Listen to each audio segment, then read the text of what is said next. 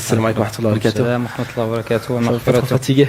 Non, alhamdulillah. T'as beaucoup bourlingué ces derniers jours. Hein. Effectivement, ouais, mais ça va, alhamdulillah. Machallah. Alors pour ceux qui te connaissent un petit peu moins, est-ce que tu pourrais peut-être nous parler de toi, de ton parcours et voilà. Je suis en cours de mots, donc s'il te plaît, sauve-moi. Non, bah, bismillah ar-Rahman ar-Rahim, alhamdulillahi rabbil alamin, wa salatu wa salam ala nabina Muhammad wa ala alihi wa ashabihi ajma'in amma ba'd. Donc déjà, assalamu alaikum wa rahmatullahi wa barakatuh. Ça me fait plaisir d'être parmi vous à nouveau en Belgique et d'être invité par le Jardin des Jeunes, même si en ce moment, quand on vient de France, la Belgique, c'est pas la meilleure des destinations. Mais bon, on n'est pas à Molenbeek, donc ça va. Que dire? C'est difficile de parler de soi devant plein de gens. Alors j'ai 37 ans, je suis marié, j'ai 6 enfants. Je suis né à Longjumeau, une petite ville dans le sud de la région parisienne, à 20 km au sud de Paris. Voilà, donc que dire de plus? J'ai fait des études en histoire à la Sorbonne à Paris. Puis j'ai voyagé assez tôt, donc j'étais responsable aussi de la mosquée de ma ville depuis l'âge de 18-19 ans, donc pendant une dizaine d'années. Donc au début j'étais simplement responsable de l'association, puis ensuite j'ai voyagé, j'ai eu l'occasion de vivre dans différents pays musulmans, en Jordanie, aux Émirats Arabes Unis, au Yémen, au Maroc, puis j'ai fait aussi beaucoup d'autres pays en voyage, j'étais en Égypte, au Mali, etc. Puis très souvent en Arabie Saoudite parce que j'emmène des gens pour le Hajj et la Umrah. Et donc voilà, à travers ces voyages, j'ai fait beaucoup de rencontres. J'ai pas fait d'études académiques en tant que telles avec un diplôme d'une université, mais à travers ces voyages, j'ai rencontré beaucoup de personnes différentes dans beaucoup de domaines et puis j'ai essayé de profiter d'eux de la meilleure des façons. Et puis à mon retour, donc pendant 6-7 ans, j'ai voyagé. Je suis revenu à nouveau dans ma ville natale, à Longjumeau. Et donc à partir de ce moment-là, en plus d'être responsable de la mosquée, j'ai commencé à faire un petit peu les prêches du vendredi et à faire un peu de cours à droite et à gauche. Voilà. Et puis j'ai connu le Jardin des Jeunes il y a quelques années quand je suis venu faire un séminaire. Voilà, donc, on a plébiscité pour toi la dernière fois. On a eu peur pour nos postes parce qu'il y avait des pétitions qui tournaient. Ah ouais, des pétitions. On veut Khalid. Ah ouais. Bon, ce qu'on a réussi à faire, c'est de faire une rencontre. J'espère qu'on a sauvé nos places pour le moment. Mais Inch'Allah, ça nous ferait en tout cas très très plaisir de te réavoir pour un séminaire parce que la dernière fois c'était vraiment quelque chose de plaisir à partager. Allah yabarak fik. Avant de te donner la parole, Farid, je voudrais faire un petit tour de salle pour savoir ce qu'est pour vous en fait le tawakkul, la confiance en Allah. Donc comment est-ce que vous concevez le tawakkul? Si on pouvait déjà avoir un volontaire. Normalement, la première question, ça prend un peu de temps. Il faut un peu chauffer le moteur. Mais, mashallah. Est-ce qu'on peut donner le micro à notre sœur ici, Inch'Allah? Ok, le micro n'est pas prêt. Ça, c'est... Il y a des gens qui sont là. C'est les gens qui sont punis à gauche ou... Ça, c'est les premiers de classe. Ah, d'accord. Inch'Allah. Est-ce qu'on a le micro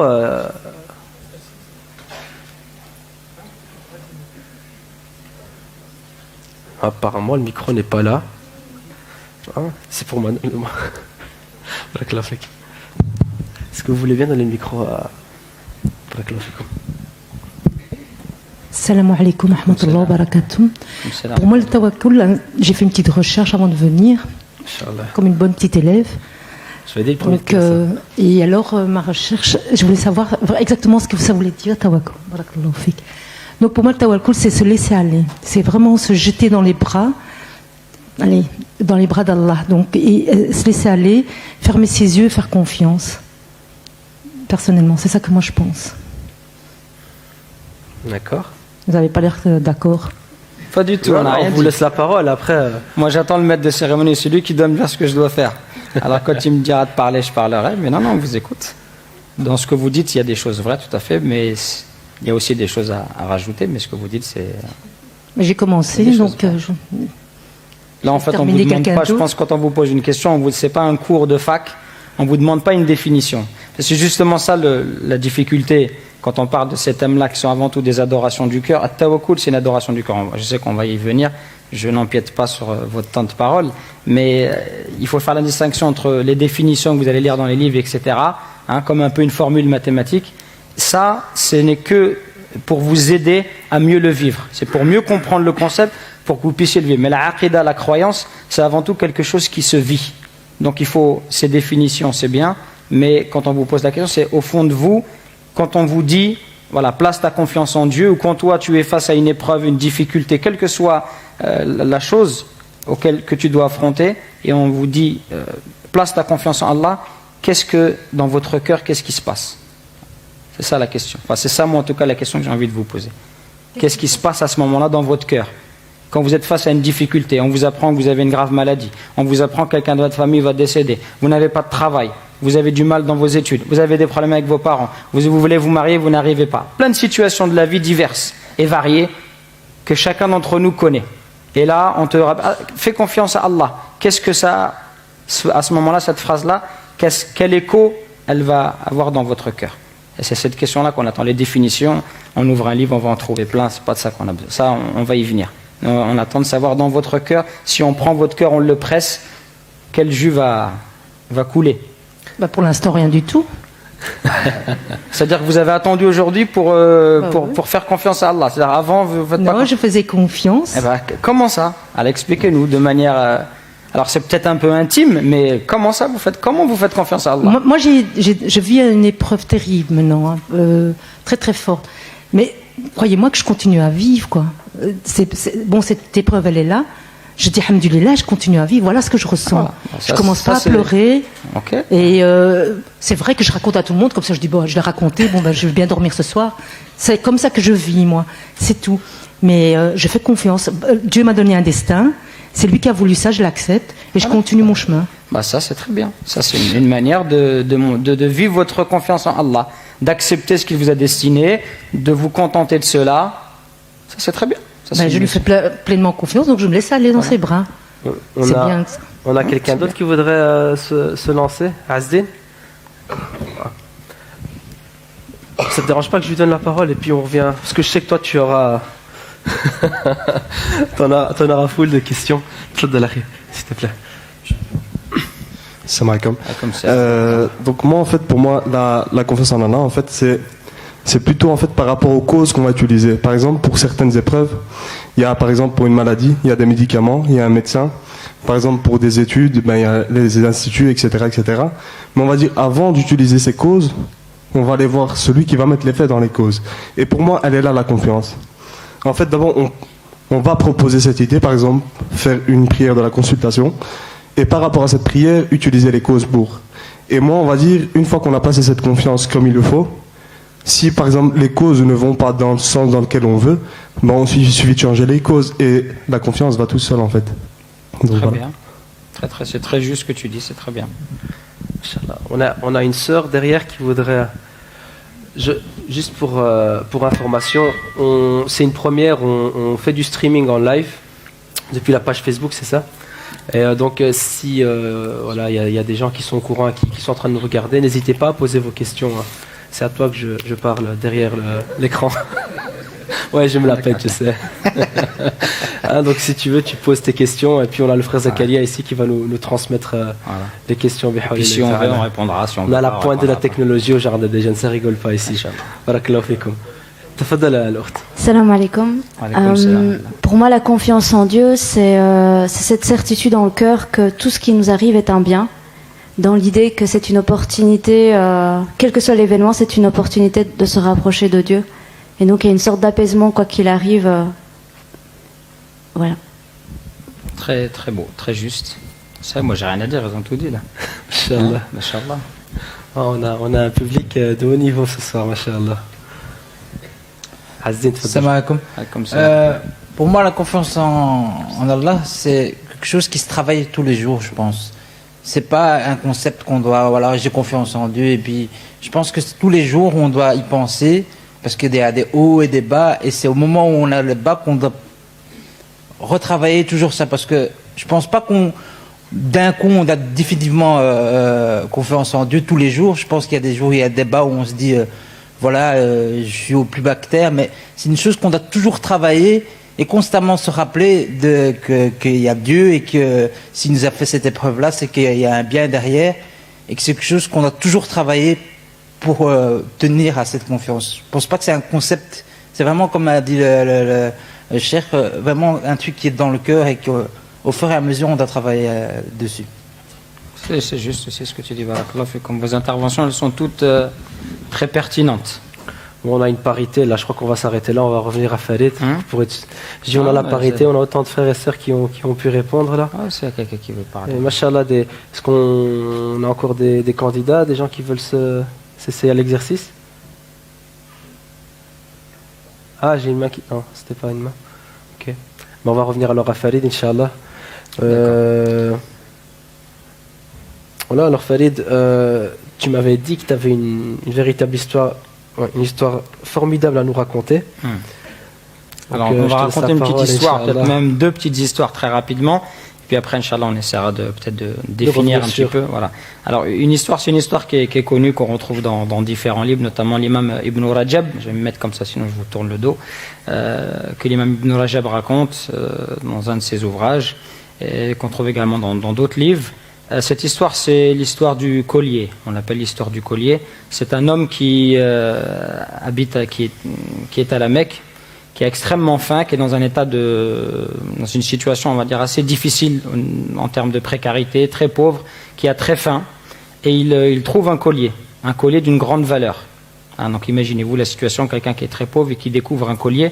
Bien évidemment, en tant que musulman, il se doit de rechercher son propriétaire, d'autant plus qu'il se trouve à la Mecque, et qu'on doit rendre les objets à leur ayant droit. Donc il se déplace à la mosquée sacrée, Masjid al-Haram, et là il voit quelqu'un qui est à la recherche d'un objet perdu, donc en l'occurrence ce collier. Donc bien évidemment il lui pose quelques questions pour savoir est-ce que c'est bien du même collier qu'il s'agit, et effectivement c'est bien la personne. Donc il lui donne son collier, mais comme vous pouvez l'imaginer, quand on est assez pauvre, on espère quand même que la personne va faire un geste, puisqu'on lui a rendu son collier, même si c'est une obligation religieuse que de rendre. Bien évidemment, quand on est dans cette situation, on attend quand même un petit geste. Le geste ne vient pas, la personne le remercie, récupère le collier, et cet homme-là, il se tourne vers Allah subhanahu wa ta'ala, et il va invoquer Allah subhanahu wa ta'ala. Il va lui dire, Allah, je m'en remets à toi, j'ai fait cet acte-là pour toi, et voilà, je place ma confiance en toi, voilà, remplace-moi cela par quelque chose de meilleur. J'aurais pu en tirer un bénéfice si j'avais voulu le vendre, mais c'est quelque chose qui te déplaît, donc remplace-le-moi par quelque chose de meilleur. Et donc cet homme-là, par la suite, il quitte la Mecque, il embarque sur une petite barque, sur une petite embarcation, sur un petit bateau, et il y a une tempête, et il se retrouve donc expulsé de ce bateau. Il est sur un ouragan se déclenche, une tempête se déclenche, et il se retrouve à chavirer progressivement jusqu'à ce qu'il arrive dans une petite île. Et là, dans cette île, il y a une mosquée, donc il se dirige dans cette mosquée. Il fait la prière, et quand il fait la prière, il récite le Coran. Les gens l'entendent psalmodier le Coran, avec une très belle voix, une très belle mélodie. Et les gens sont impressionnés. Il lui demande, tu sais lire le Coran? Il dit oui. Il lui demande, alors s'il te plaît, tu vas enseigner à nos enfants et on va te payer pour cela. Donc il se met à enseigner le Coran, et puis on lui demande également d'enseigner l'écriture aux enfants. Donc il enseigne également l'écriture, et puis les gens l'apprécient beaucoup dans le village. Ils se rendent compte, c'est un homme pieux, qui respecte ses engagements, ses devoirs. Et ils lui disent, si tu veux, on peut te proposer une femme du village, si tu souhaites te marier, c'est une orpheline. Et il dit, d'accord, j'accepte cette proposition. Donc il se marie avec cette femme-là, et lorsqu'il se marie avec cette femme, il trouve qu'elle a un très beau collier, et il a l'impression que c'est le même collier qu'il avait découvert à la Mecque.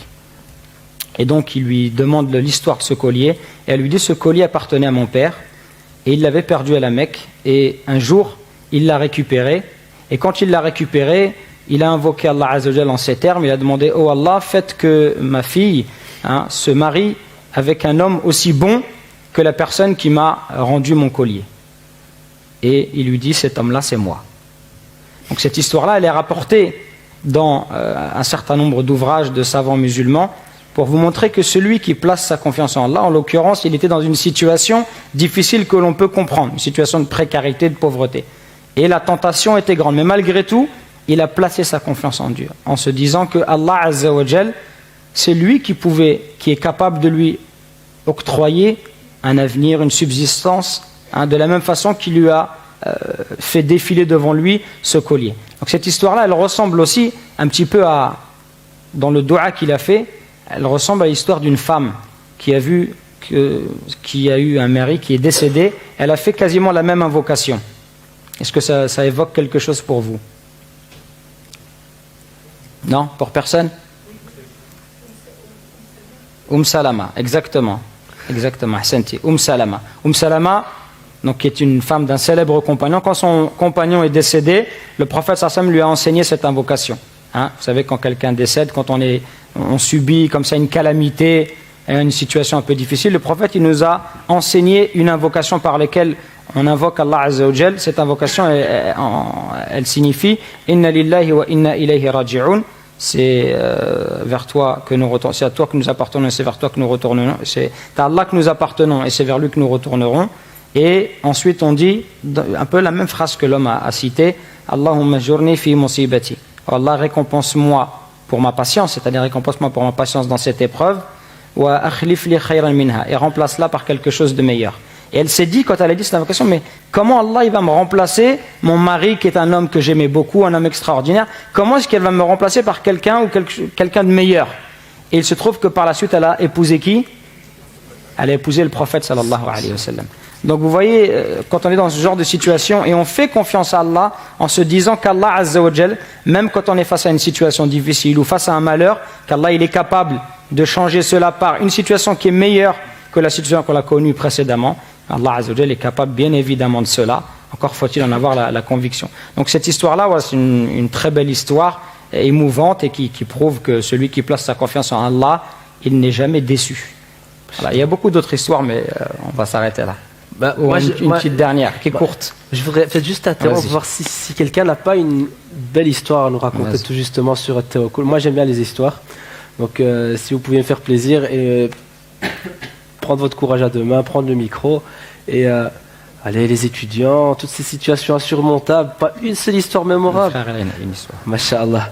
Tfadal akhi, est-ce qu'on peut lui donner le micro s'il vous plaît?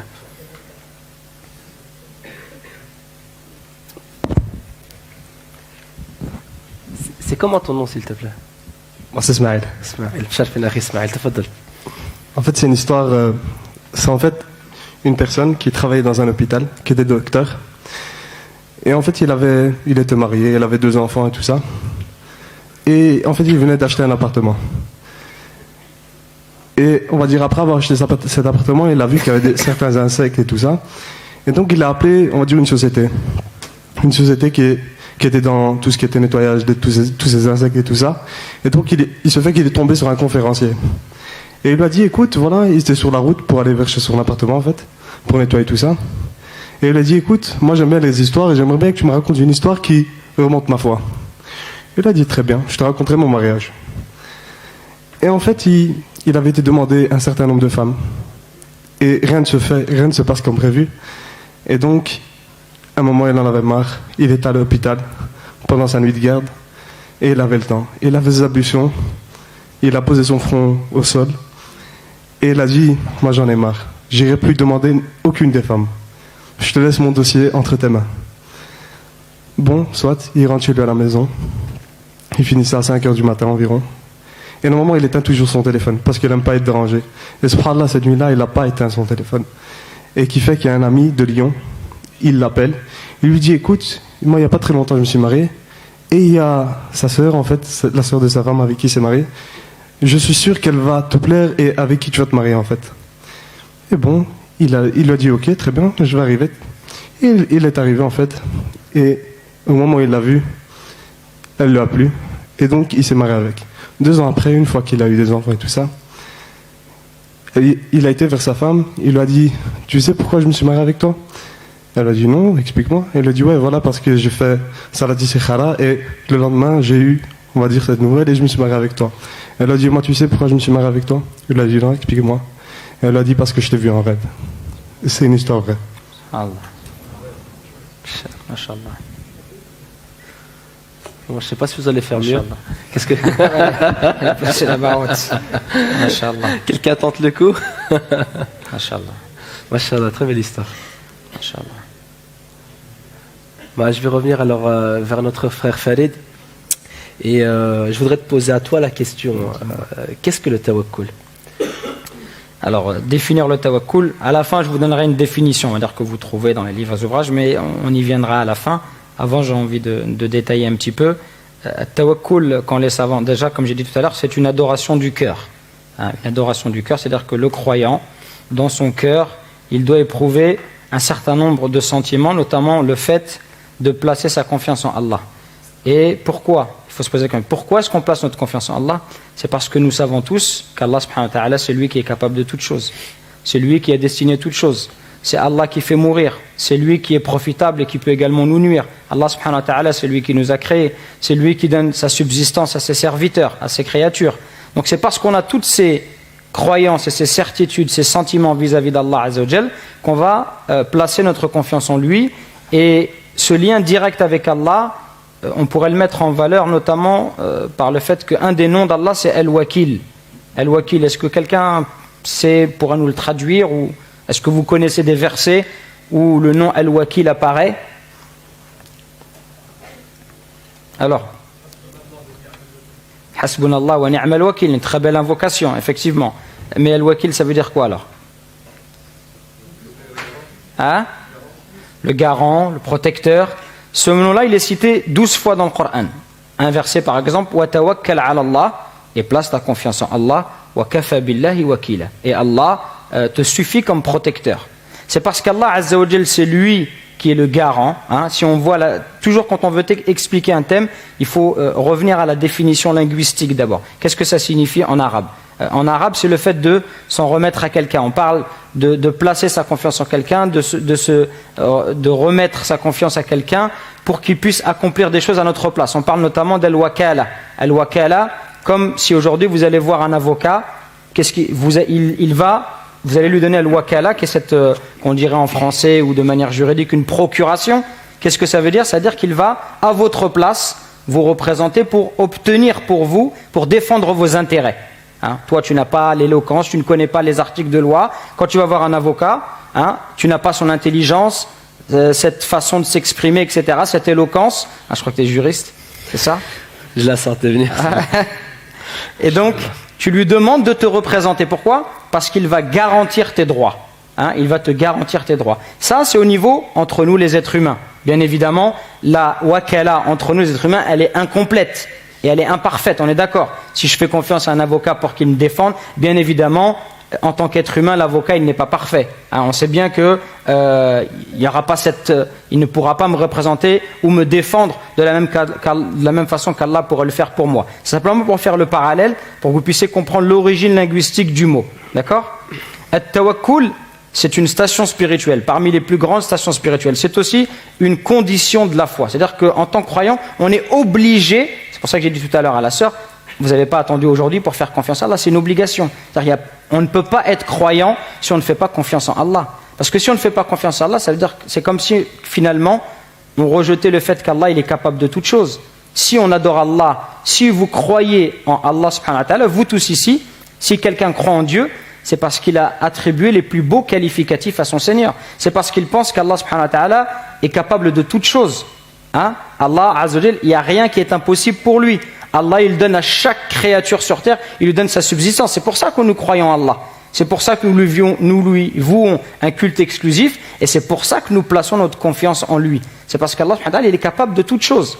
Donc, c'est une condition de la foi, parce qu'Allah il nous dit wa 'ala Allahi fatawakkalu in kuntum mu'minin. Et c'est en Allah que vous devez placer votre confiance si vous êtes croyant. C'est-à-dire que celui qui ne place pas sa confiance en Allah, il ne peut pas être croyant. C'est pour ça qu'on dit que c'est une condition de la foi. Et c'est ce qui fait dire Ibn al-Qayyim, ce terme-là, il est cité dans le Coran à plus de 42 reprises, ce thème de tawakkul. Ibn al-Qayyim nous dit que c'est la moitié de la foi. Ça représente la moitié de la foi. Donc c'est quelque chose d'extrêmement important. Et les différentes personnes se divisent en 3 catégories. Il y a 3 catégories de personnes. Il y a la personne qui ne place pas du tout sa confiance en Allah. Cette personne, elle est quoi? Elle est mécréante. Le mécréant, lui, ne passe pas du tout sa confiance en Allah. C'est-à-dire qu'Allah, il est totalement absent de sa vie. C'est-à-dire dans son esprit, il vit une vie sans jamais se soucier de son Seigneur. Sans se poser la question, y a-t-il un Seigneur? Peut-il m'être profitable? Ça, c'est la personne qui ne croit pas. Il y a la personne qui place sa confiance en Allah, mais aussi en autrui, en autre chose. Ça peut être ses compétences, son intelligence, son argent, sa place dans la société, son rang social. Cette personne-là qui place sa confiance en Allah et en autre chose, qu'est-ce qu'il est? Il est associateur. Il a associé à Allah Azza wa Jal. Et enfin, la troisième catégorie, qui est la personne qui place sa confiance exclusivement en Allah subhanahu wa ta'ala. Et donc, cette personne-là, elle est croyante. Maintenant, je vous pose une question. Et on va arriver progressivement à la définition. Est-ce que cela veut dire que je ne dois pas faire de cause? Est-ce que le fait de faire des causes, je suis malade, qui va me guérir? Allah. فَإِذَا مَرِضْتُ فَهُوَ يَشْفِينِ. Ibrahim alayhi salam, Allah il nous cite sa parole dans le Coran, il nous dit, quand je suis malade, c'est lui qui me guérit. Donc on place notre confiance, on sait que c'est Allah qui nous guérit. Y a-t-il une contradiction avec le fait, par exemple, de se soigner ou de prendre des médicaments? Est-ce que certains parmi vous voient cela comme un manque de confiance en Allah? Puisque c'est Allah qui me guérit, pourquoi est-ce que je prends des médicaments là?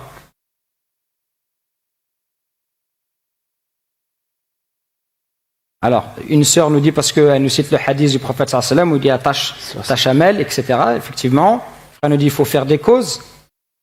Personne ici ne considère cela comme un manque de confiance en Allah. Ils connaissent tout, moi je m'empêche. Effectivement, il n'y a pas de contradiction. Même, plutôt je dirais, Allah il nous demande de faire des causes. Allah il nous demande de faire des causes. Et tout à l'heure on y viendra et on citera des exemples du Coran où vous verrez qu'Allah il nous demande de faire des causes. Et le fait de faire des causes, ce n'est nullement en contradiction avec le fait de placer sa confiance en Allah. Parce que la religion, Allah, il nous demande d'agir. L'islam, c'est une religion qui invite à l'action. Et par contre, et je reviens sur ce qu'il a dit le frère tout à l'heure, Ismaël, il a été très juste. Par contre, j'agis, je fais des actions. En l'occurrence, je suis malade, je prends un Doliprane. Doliprane ici aussi en Belgique, c'est pareil. Dafalgan. Dafalgan. Je prends un Dafalgan, je ne sais pas, si on a un pays à un autre, ça peut changer. Je prends un Dafalgan, sinon mon exemple il va être bidon, personne ne va comprendre. Je prends un Dafalgan. Par contre, je sais que l'effet de cette cause, en l'occurrence la cause, c'est se soigner. Guérir, c'est Allah qui guérit. Me soigner, je me soigne. Je prends un médicament. Mais je sais que le médicament va produire cet effet, en l'occurrence me soigner, qu'avec la permission d'Allah. C'est Allah qui va permettre. Pourquoi est-ce que je le sais? On en est témoin tous les jours, mes frères et sœurs. Combien de fois il arrive que deux personnes ont la même maladie, on leur diagnostique la même maladie, deux cancers, et on trouve quelqu'un qui n'a pas spécialement les moyens, qui se fait soigner à l'hôpital public, etc. Par la grâce d'Allah, il guérit. Et on a quelqu'un qui va prendre le même traitement, je dirais même un traitement supérieur en qualité, qui va voir les meilleurs médecins, les meilleurs cancérologues, les plus grands spécialistes dans le monde. Il a la même maladie, et il prend le même traitement, voire mieux, et pourtant il ne guérit pas. Pourquoi? Allah, il nous rappelle que l'effet de cette action, elle n'a lieu que par sa permission. Allah, c'est lui qui permet à telle action de produire des effets. S'il refuse, ça ne produira pas d'effet. Et ça s'est déjà produit dans l'histoire, notamment dans le Coran. Quand Allah il nous raconte l'histoire d'Ibrahim alayhi salam. Ibrahim, il est jeté dans le feu. Ça c'est Allah il a décrété que le feu brûle, comme l'eau mouille. Voilà, Allah il a décrété cela. Un décret universel. Et pourtant le feu n'a pas brûlé pour Ibrahim. Pourquoi? Parce qu'Allah ne l'a pas décidé. Allah a demandé au feu d'être paix et fraîcheur pour Ibrahim. D'accord? Donc vous comprenez? On fait des causes tout en sachant que ces causes n'auront d'effet, ne produiront un effet que par la permission d'Allah. Donc là, on peut maintenant commencer à aller vers une définition. C'est ce que nous disent les savants, c'est le fait que mon cœur s'attache à Allah. Al-i'timadu ala Allah. Le fait de m'en remettre à Allah. C'est-à-dire que je sais que le résultat de mes causes, ou ce que je recherche, ce que je veux obtenir, ou ce dont je veux me protéger, ce n'est que par la grâce d'Allah que telle chose je vais l'obtenir, ou telle chose Allah va m'en préserver. Je veux un bon métier, je veux une femme pieuse, une femme belle, ou je veux un mari gentil, un mari pieux qui s'occupe de moi. Ça, je ne pourrai l'obtenir que par la grâce d'Allah. Donc je m'en remets à lui. Je me tourne vers lui. Pourquoi? Parce qu'il est capable de m'obtenir ce que je veux. C'est pour ça qu'Allah dans le Coran, il y a par exemple ce verset qui est très joli qui nous dit, Allah subhanahu wa ta'ala nous dit وَمَا لَنَا أَلَّا نَتَوَكَّلَ عَلَى اللَّهِ وَقَدْ هَدَانَا سُبُلَنَا. Qu'aurais-je à ne pas placer ma confiance en Allah? Pour quelle raison, toi, croyant, tu ne vas pas placer ta confiance en Allah? Alors qu'Allah est capable de toutes choses. Allah, il a ouvert la mer pour Moussa alayhi salam. Allah subhanahu wa ta'ala, il a secouru ses messagers. Allah, il a créé les cieux et la terre, il a créé le soleil, la lune. Chacun invoque dans son orbite. Il a créé les mers. Allah, il donne sa subsistance même à l'animal qui ne peut même pas bouger. Vous avez au fin fond de la mer, vous avez des crustacés, vous avez des huîtres. Cet animal-là, regardez comment c'est ajib. Cet animal, il ne peut pas bouger. Et pourtant, Allah, il lui ramène son rizq. Allah, il lui ramène sa subsistance jusqu'à lui, sans même bouger. Regardez, Allah, il fait tout ça. Et Allah, il ne peut pas t'arranger ta situation. Ou alors, il ne peut pas te protéger de tel danger, telle maladie. Qu'aurais-je à ne pas placer ma confiance en Allah? Donc, placer sa confiance en Allah, c'est au niveau du cœur d'abord, et ça va se traduire dans les actes, les membres du corps, c'est s'en remettre à Allah subhanahu wa ta'ala, afin qu'il m'attire des bienfaits, me repousse du mal, tout en accomplissant des causes, mais des causes qui doivent être bénéfiques.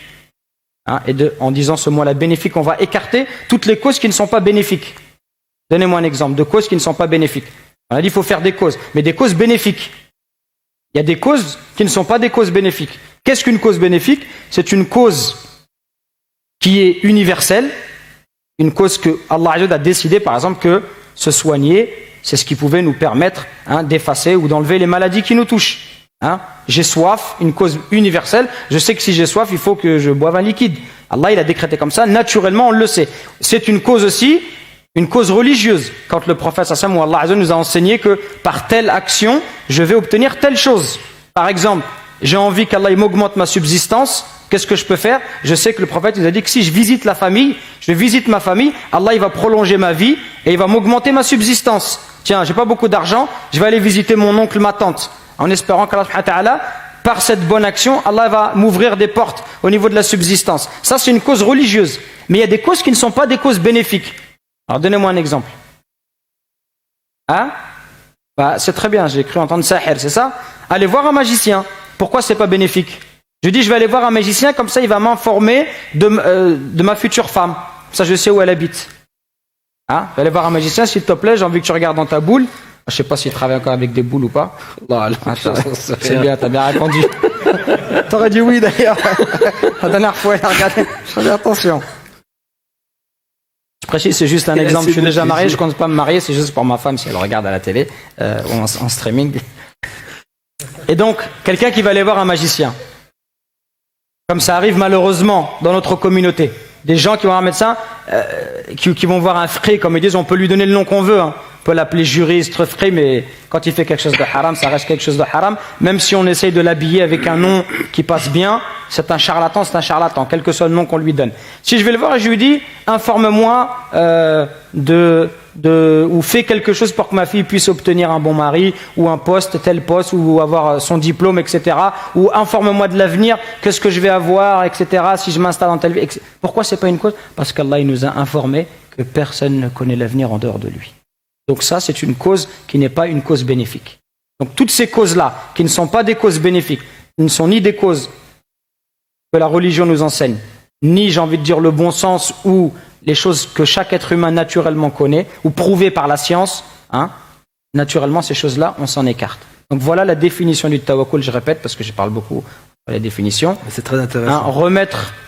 Placer sa confiance en Allah, al-i'timadu ala Allah, s'en remettre à Allah, s'en remettre à Allah subhanahu wa ta'ala, afin qu'il m'attire des bienfaits et repousse des méfaits ou des choses nuisibles, tout en accomplissant des causes bénéfiques. Voilà ce que je pourrais dire si on cherchait à donner une définition. Donc des causes bénéfiques, c'est, pour faire simple, ce qu'Allah a décrété comme cause, ce qu'Allah m'a demandé de faire. Voilà, par exemple, on a parlé beaucoup de la guérison, on en reparlera tout à l'heure. Je te laisse... Vous avez envie d'intervenir Vous savez, je les ai endormis là. Je crois que tu les as bercés avec tes paroles. Donne à Suleiman, est-ce qu'on pourrait peut-être lui donner le micro, Inch'Allah. Salam alaikum wa rahmatullah. Dans le thème de tawakkul, moi il y a un verset qui me vient à l'esprit qui résume, j'ai l'impression, un peu cette idée-là. Et c'est le verset de Suratul Hud, le dernier verset. Allah subhanahu wa ta'ala dit Walillahi ghaybus samawati wal ard wa ilayhi yurja'u al-amru kulluh fa'budhu wa tawakkal alayhi wa ma Allahu bighafilin amma ta'malun. Et dans ce verset, Allah subhanahu wa ta'ala, c'est comme s'il nous disait, c'est une petite réflexion de ma part, c'est comme s'il nous disait le pourquoi du tawakkul et le comment. Le pourquoi, c'est que finalement, on se remet à Allah subhanahu wa ta'ala qui est alimul ghaybi wa shahada. Donc, lui qui connaît les secrets de ce qu'il y a dans les cieux et dans la terre. Et aussi, wa ilayhi yurja'u al-amru kulluh. Donc, toute chose passe par lui. Donc, tend à aller vers lui. Donc, ça, c'est plus ou moins le pourquoi. Et le comment, Allah subhanahu wa ta'ala nous invite à fa'budhu wa tawakkal alayh. On peut se dire que l'ibada n'est pas une cause pour ce qu'on recherche, mais c'est un élément indispensable, donc l'ibada et tawakkul. Et pour revenir à la question de est-ce que est-ce que je dois faire les causes ou pas, Allah subhanahu wa ta'ala nous dit qu'il est juste et dit وَمَا اللَّهُ بِغَافِلٍ عَمَّا تَعْمَلُونَ. Donc c'est aussi un élément, Allah subhanahu wa ta'ala regarde. C'est pas de cadeau, mais franchement, je t'en aurais donné un direct. D'ailleurs, il y en a beaucoup qui les méritent ce soir, des interventions très, très pertinentes. Quelqu'un d'autre voudrait prendre la parole? C'est intimidant parce c'était pas mal. Mais n'hésitez pas, franchement, on est là pour apprendre, pour échanger. Franchement, il faut pas être intimidé. Hein? Je vais revenir alors. Bien sûr, je t'en prie. Fallait souhaiterait compléter un peu. En fait, à travers vos remarques, j'essaie de rebondir dessus. Tout à l'heure, le frère a dit que voilà, tawakkul, c'est pas simplement, hein, c'est asdin, c'est ça? C'est pas simplement quelque chose qui arrive comme ça. Donc, je vous l'ai dit, tawakkul, c'est une adoration. Hein? Une adoration, c'est quelque chose finalement que nous avons besoin tout le temps. C'est pas simplement, alors j'ai dit, c'est une obligation de la foi. Quand on est croyant, on est obligé de placer sa confiance en Allah. Mais en réalité, ce que je veux vous dire, c'est que vous en avez besoin dans toutes les situations. Quelle que soit la chose que vous allez entreprendre dans votre vie, que ce soit des choses religieuses, des actions religieuses, des adorations, ou que ce soit des choses mondaines, vous avez tout le temps besoin de placer votre confiance en Allah. Pourquoi? Parce que Allah il nous dit dans le Coran, quelque part, il nous définit, nous, l'être humain. Il nous dit Innal insana khuliqa halu'a. L'être humain a été créé de manière, on va dire, de nature instable. C'est-à-dire que par nature, l'être humain, il est inquiet. Quelqu'un qui est inquiet, qui est instable. Hein? Allah, il pose sur le verset Idha massahu sharru jazu'a wa idha massahu al-khayru manu'a. Quand un malheur le touche, il est abattu, et quand un bonheur le touche, il est grand refuseur. Ça, on le voit très bien chez l'être humain. Et nous-mêmes, on le voit dans notre vie quotidienne, quand parfois on reçoit une mauvaise nouvelle ou quelque chose qui nous contrarie. 3 minutes avant, on était souriant, on était bien, on reçoit une nouvelle, vlam, ça y est, on a l'impression que, comme on dit, hein, l'expression, le monde s'est écroulé sur notre tête. Hein, on a l'impression que tout s'est écroulé, que ça nous arrive ou ça ne nous arrive pas. Donc, par définition, l'homme, il est comme ça, il est très inquiet. Et le remède à cette instabilité de l'être humain, à cette inquiétude chronique de l'être humain, c'est justement de placer sa confiance en Allah. Lorsque le croyant il va placer sa confiance en Allah dans toutes les actions de sa vie, alors le croyant il va goûter, et je l'ai entendu tout à l'heure aussi, et on va y revenir, il va goûter à la sérénité, à la quiétude. Pourquoi? Je sais qu'Allah il a tout, comme tu as entendu tout à l'heure, Allah, la sœur nous dit qu'elle était malade, elle nous dit oui, Allah il a décrété. Si Allah il a décidé quelque chose pour moi, qu'est-ce que je vais faire? Je n'ai rien d'autre à faire que d'accepter et de me tranquilliser. Et il faut arrêter de regarder les événements qui nous touchent avec les mauvaises lunettes. Nous, nos lunettes à nous, et quand on a beaucoup d'argent, c'est bien. Quand on n'a pas beaucoup d'argent, c'est pas bien. Quand on a du pouvoir, c'est bien. Quand on n'a pas de pouvoir, on n'a pas un rang social, c'est pas bien. Ça, c'est des mauvaises lunettes. Pourquoi? Parce qu'on ne sait pas où se trouve le bien. Allah Azza wa Jalla, si parfois il a écarté de vous, par exemple, tel travail, c'est parce qu'Allah, peut-être, il a voulu vous protéger. Vous pensez immédiatement, ah, mais c'est pas, j'ai fait toutes ces études et j'ai pas obtenu ce poste-là. Tu ne sais pas, peut-être qu'à travers ce travail-là, tu aurais eu beaucoup de choses très négatives dans ta vie. Peut-être ça aurait été la cause de ta perte. Cheikh Farid Al-Ansari, j'écoutais tout à l'heure un cours sur Tawakkul, justement, il parle d'un homme qu'il connaît. Il dit, c'est un homme très, très, très riche, qui possédait énormément de terres et de bâtiments. Et il commettait beaucoup de désobéissance. Il était très, très loin d'Allah subhanahu wa ta'ala. Cet homme-là, par la suite, il dit, il a pas laissé un endroit sur terre sans voyager. C'est quelqu'un qui voyageait énormément. Il a connu une faillite monumentale. Du jour au lendemain, il est devenu très pauvre. Quand il est devenu très pauvre, il s'est repenti, il est revenu à Allah et il disait, il assistait à la prière tout le temps, au point, il disait, je le considère comme un pieux parmi les pieux et je ne recommande personne à Allah. Il disait, c'était un wali min awliya rahman. Il disait ça. Et quand il parlait à cet homme-là, il lui dit, tu te souviens avant comment j'étais riche? Et il lui dit, alhamdulillah, il t'a donné la pauvreté parce que pour toi, la pauvreté, c'était ton médicament. Et ta maladie, c'était ta richesse. C'est-à-dire, toi, Allah, il sait que pour toi, Foulen, telle personne, Abdullah, Mohammed, toi, La pauvreté pour toi c'est un bien. Parce que quand tu es pauvre, tu es proche d'Allah. Et quand tu étais riche, c'était une maladie. Et parfois c'est le contraire. Il y a des gens quand ils sont pauvres, ils sont proches de la mécréance. Et donc pour eux, la pauvreté c'est une maladie. Mais la richesse c'est un bien pour eux. Parce qu'Allah il sait que ces gens-là quand ils ont de l'argent, ils font du bien. Et ils arrivent à se maîtriser. Donc on est tous différents. Raison pour laquelle à chaque Allah il a accordé un destin. Mais quand je place ma confiance en Allah, bien sûr j'ai des objectifs, j'ai des choses que j'ai envie d'atteindre dans ma vie, j'ai des projets. Mais je sais que si j'y arrive, c'est parce qu'Allah l'a décidé, je suis tranquille. Si je n'y arrive pas, c'est parce qu'Allah il m'a réservé quelque chose de mieux. Mais tout le temps, il faut que vous ayez cette bonne opinion d'Allah subhanahu wa ta'ala. Allah il vous a réservé ce qui vous convient à vous. C'est ce qui me convient à moi. Voilà, un tel, il est connu parce que peut-être pour lui c'est un bien. Un tel, il est connu, peut-être c'est pas un bien pour lui, ça va être une source d'égarement, etc., etc. Donc voilà comment il faut comprendre et analyser les choses. Et je terminerai rapidement en disant que quand on voit les différents versets qui parlent du tawakkul, on se rend compte que le tawakkul il est utilisé dans plein de sujets différents. Le frère en a parlé tout à l'heure, il est utilisé dans l'ibada, le verset que tu as cité, Allah il en parle du tawakkul. Il le lie à quel sujet? L'adoration, c'est-à-dire adorer Allah et placer votre confiance en lui. Il est cité dans le combat avant d'affronter l'ennemi. Il est cité pour obtenir la subsistance. C'est un sujet qui nous préoccupe beaucoup. Pour obtenir sa subsistance, un travail, de l'argent, etc. Il est cité avant de rendre un jugement. Pour un juge qui va rendre un jugement, de placer sa confiance en Allah. Il est cité avant de se concerter. Quand on va se concerter pour accomplir quelque chose, Allah il nous demande de placer sa confiance en lui, etc. Et on voit dans une multitude de choses, de sujets différents, divers et variés, Allah il parle de la confiance en Allah, ce qui nous fait dire que at-tawakkul, on en a besoin tout le temps.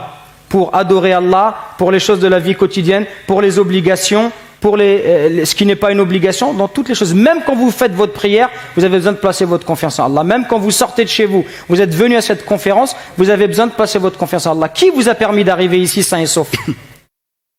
Qui vous a permis? Qui vous a protégé des accidents? Qui vous a protégé qu'il y ait une tempête et que vous ne puissiez même pas vous déplacer? C'est qui vous a permis de venir? C'est Allah. C'est-à-dire que le moment où tu sors de chez toi, tu sais que si tu viens ici, c'est par la grâce d'Allah et tu places ta confiance en lui. C'est comme ça qu'on doit voir les choses et vivre avec le tawakkul finalement au quotidien. C'est pour ça qu'on dit que c'est l'adoration du cœur. Au quotidien, on doit vivre avec cela. Je m'arrête. Il est passionné par le sujet, ça se voit. Je vais me tourner vers vous, chers participants, et je voudrais vous demander juste de me citer des exemples, donc pas entrer dans les détails, où Allah Azza wa Jal, l'histoire de prophète, parlant du tawakkul. Donc le Coran il est parsemé d'exemples de tawakkul. Je ne sais pas si l'exemple vous viennent à l'esprit et partagez avec nous. C'est un peu l'exemple là, sans rentrer dans les détails afin qu'on puisse faire un peu le tour et revenir parce qu'on a un petit peu avancé. Quelqu'un a une idée? Le tawakkul dans le Coran, comment est-ce qu'il est illustré, Azdin? Comme tout le monde le sait, je pense, l'histoire de Sidna Ibrahim et... Je me permets juste de rebondir sur avant de passer. Alors, très vite. Très court. Est-ce qu'on peut dire que la confiance en Allah est une sorte d'unité de mesure de notre foi, en fait? Bon, notre confiance est très grande, notre foi est très grande, et quand notre confiance est basse, notre foi a tendance à peut-être à diminuer. Comme finalement toutes les adorations du cœur. Est-ce que vous pouvez me citer des adorations du cœur? On va reprendre un peu. On fera ça à la fin. On répondra à la fin, Inch'Allah. Quelqu'un d'autre? T'en prie, tfaddal. Allez, je veux au moins 3 exemples.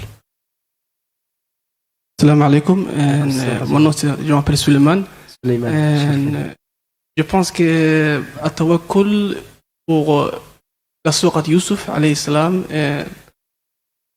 Jacob qui n'a pas vu depuis des années son fils, il l'a éprouvé, et je voulais en fait raconter aussi l'histoire de Umar ibn al-Khattab qui a vu, j'espère que le cheikh va me corriger, des compagnons qui ont vu devant la mosquée. Il a dit: pourquoi vous faites ici? Il faudrait sur les matins, il faudrait en fait travailler, aller bosser. Ils ont dit que nous mutawakkiloun en fait. Il lui a failli en fait. Il a dit: allez dégager d'ici. Il faudrait que vous participez à l'économie de la société. Donc travailler, et surtout c'est après que vous ayez une tawakkul en fait. Mais moi, en fait, ce que j'ai constaté aujourd'hui, c'est on a un tawakkul ala Allah lorsqu'on nous arrive quelque chose, en fait. Et on consulte Dieu, subhanahu wa ta'ala. Certes, c'est vrai. Mais on a l'intention d'attendre qu'Allah nous fasse, en fait, quelque chose. Ça veut dire que, je ne sais pas si vous avez compris, il vous arrive quelque chose, et tout de suite, c'est la nature de l'être humain, en fait. Vous allez à Allah, guéris-moi, il y a quelque chose, une calamité qui vous a survenu. Mais en fait, on oublie une chose, c'est Allah a dit subhanahu wa ta'ala wa ahsa kulli shay'in adada. Donc il faut consulter Allah subhanahu wa ta'ala, c'est vrai, mais pas lorsqu'on nous arrive quelque chose, mais à chaque jour, chaque seconde de la vie, en fait. C'est juste ça, en fait. Je suis pas habitué à parler devant le public, mais tawakkul comme un mode de vie, comme un... Non, en fait, c'est comme on va avoir des gens qui, par exemple, ne viennent pas du tout à la mosquée, ne font pas la prière. Puis il va être licencié, là c'est la catastrophe, et puis il se met à prier. Effectivement, on va lui dire c'est très bien que tu pries, mais il faut prier Allah dans toutes les situations. Dans les situations d'aisance, de facilité, comme dans les situations de difficulté.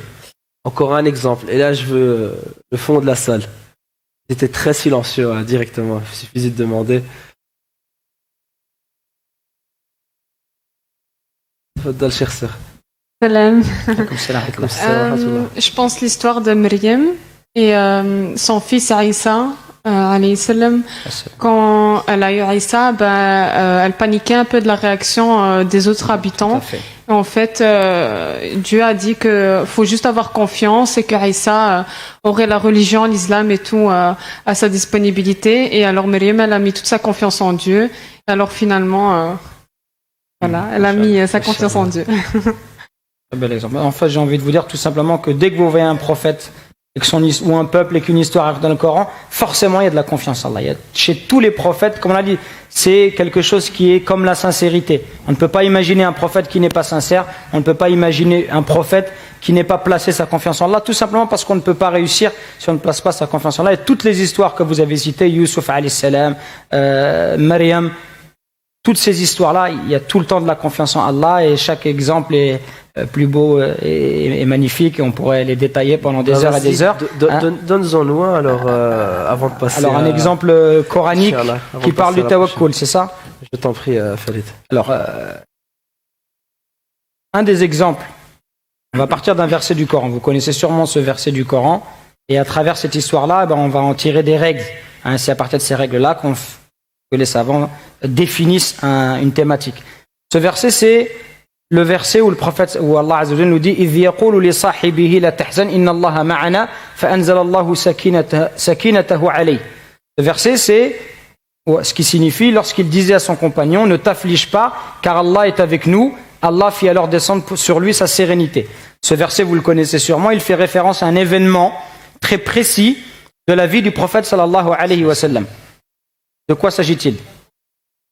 Voilà, l'événement dans la grotte, pour être plus précis, c'est quoi? Ça fait référence à l'hijra, à l'immigration de notre prophète sallallahu alayhi wa sallam de la Mecque vers Médine. Et là, tout à l'heure, on a dit que at-tawakkul, c'est faire des causes. Là, on va clairement montrer, prouver par A plus B que le prophète, il a fait beaucoup de causes.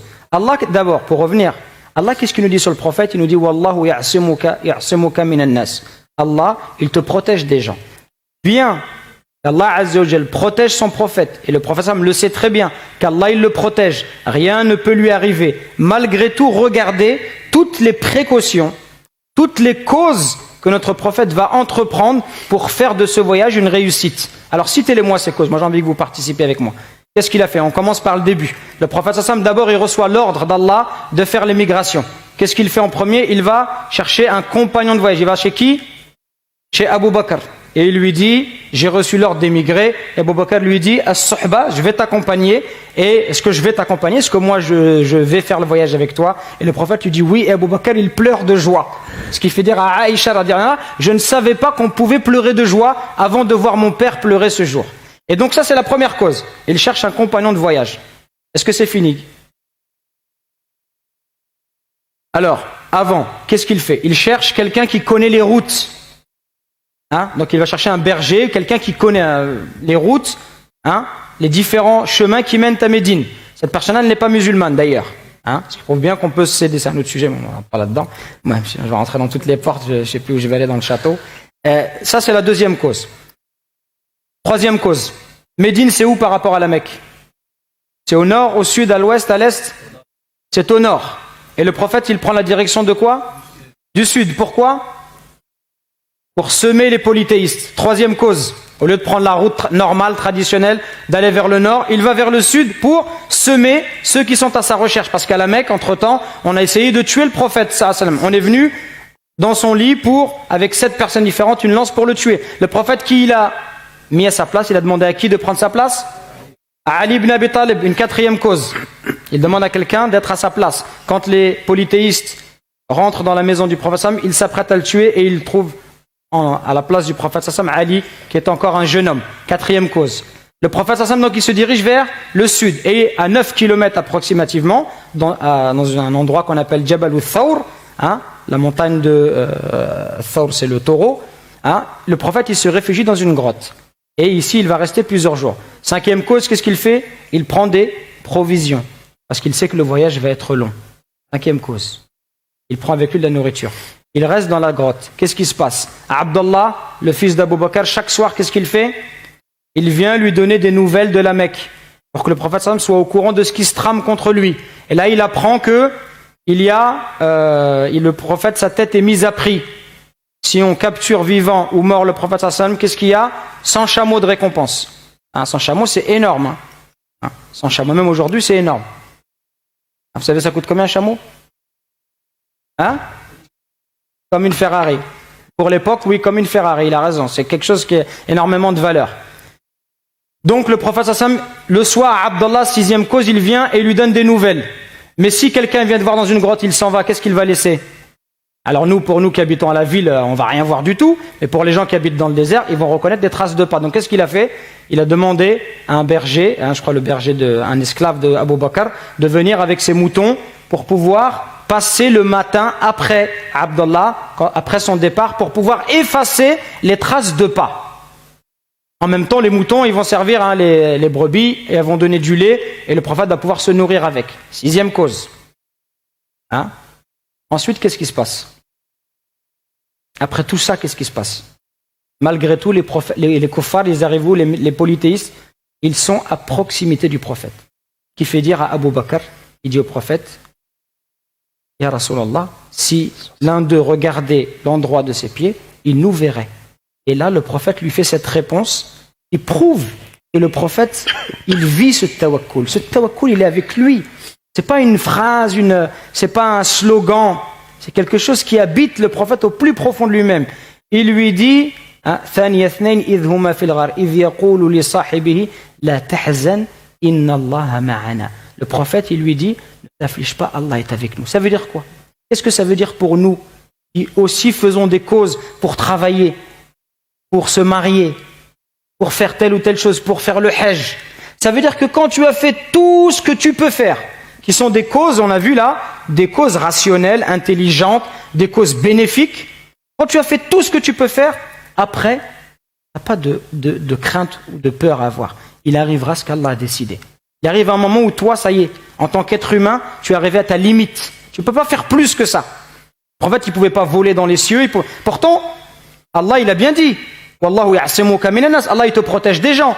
On aurait très bien pu dire, si Allah il me protège, je marche tout seul, il n'y a rien qui m'arrivera. Non, malgré tout, le prophète, il fait des causes. Il nous montre que si on veut obtenir un résultat, il faut travailler pour ce résultat. Mais quand j'ai fait tout ce que je pouvais faire, quand je me suis j'ai fait mes études, j'ai mon diplôme, je suis bien habillé, j'ai fait mon CV, j'ai choisi une filière dans laquelle je sais qu'il y a beaucoup de travail, j'ai appris des langues étrangères. Quand je viens dans la société dans laquelle je veux travailler, et entre guillemets, je peux pas faire plus que ça. Je me suis bien coiffé, je me suis peigné, je me suis mis sur mon 31, j'ai acheté un costard Hugo Boss, etc. J'ai fait tout ce que je pouvais faire. J'ai mis du bon parfum. Mon CV, il est clinquant. Je viens de faire une dernière petite formation pour compléter mon CV. J'ai pris un peu d'expérience à droite, à gauche. Quand j'ai fait tout ça et je viens devant le patron, ça y est, moi j'ai fait tout ce que je peux pas faire plus. Je peux rien faire de plus. En tant qu'être humain, je suis arrivé à ma limite. Et donc, qu'est-ce qui se passe? Je suis serein. Je suis serein. Je suis pas inquiet. Et on a vu que le remède à tawakkul, le remède à l'instabilité, à cette inquiétude, c'est at-tawakkul. Là, le prophète, il est serein, il n'est pas du tout inquiet. Parce qu'il sait que, ça y est, il a fait tout ce qu'il voulait. Ce qui va se passer, c'est uniquement ce qu'Allah a décidé. Peut-être qu'Allah va décider qu'il sera capturé, peut-être qu'il sera sauvé. En fait, n'en sait rien. Il ne connaît pas l'avenir, mais il est serein. C'est pour ça qu'Allah nous dit فَأَنزَلَ اللَّهُ سَكِينَتَهُ عَلَيْهِ. Allah a fait descendre sur lui la sérénité. Il fait dire aux savants que le plus grand fruit du tawakkul, si vous faites confiance en Allah subhanahu wa ta'ala, alors vous aussi vous allez goûter à cette sérénité, cette quiétude. Vous allez être des gens dans votre vie, vous ne serez pas des gens inquiets, perturbés, vous serez des gens soulagés. Il arrivera ce qu'Allah a décidé. Et ça, cette histoire-là, elle est magnifique, parce qu'elle nous prouve à la fois que le prophète, tout en plaçant sa confiance en Allah, qu'il a fait un certain nombre de causes, et qu'il a véritablement placé sa confiance en Allah. Pourquoi ? Parce qu'il a goûté à cette sérénité. Et à vous aussi, faites de cette sérénité votre baromètre. Est-ce que moi, quand j'accomplis une action, est-ce que je suis serein ou je suis trop flippé, trop inquiet ? Non, je ne dois pas être inquiet. Si vraiment je place ma confiance en Allah, je ne dois pas être inquiet. Il arrivera ce qu'Allah a décidé. Point barre. Et il ne peut pas en être autrement. Il n'y a pas d'autre solution. Il n'y a que ça qui va arriver. Que tu le veuilles ou non, que tu sois inquiet, stressé, que tu manges tes ongles ou pas, ça ne sert à rien. Il arrivera ce qu'Allah il a décidé. Donc autant être apaisé et te dire qu'Allah Azza wa Jal, que Allah subhanahu wa ta'ala, il est bon, il te veut le bien.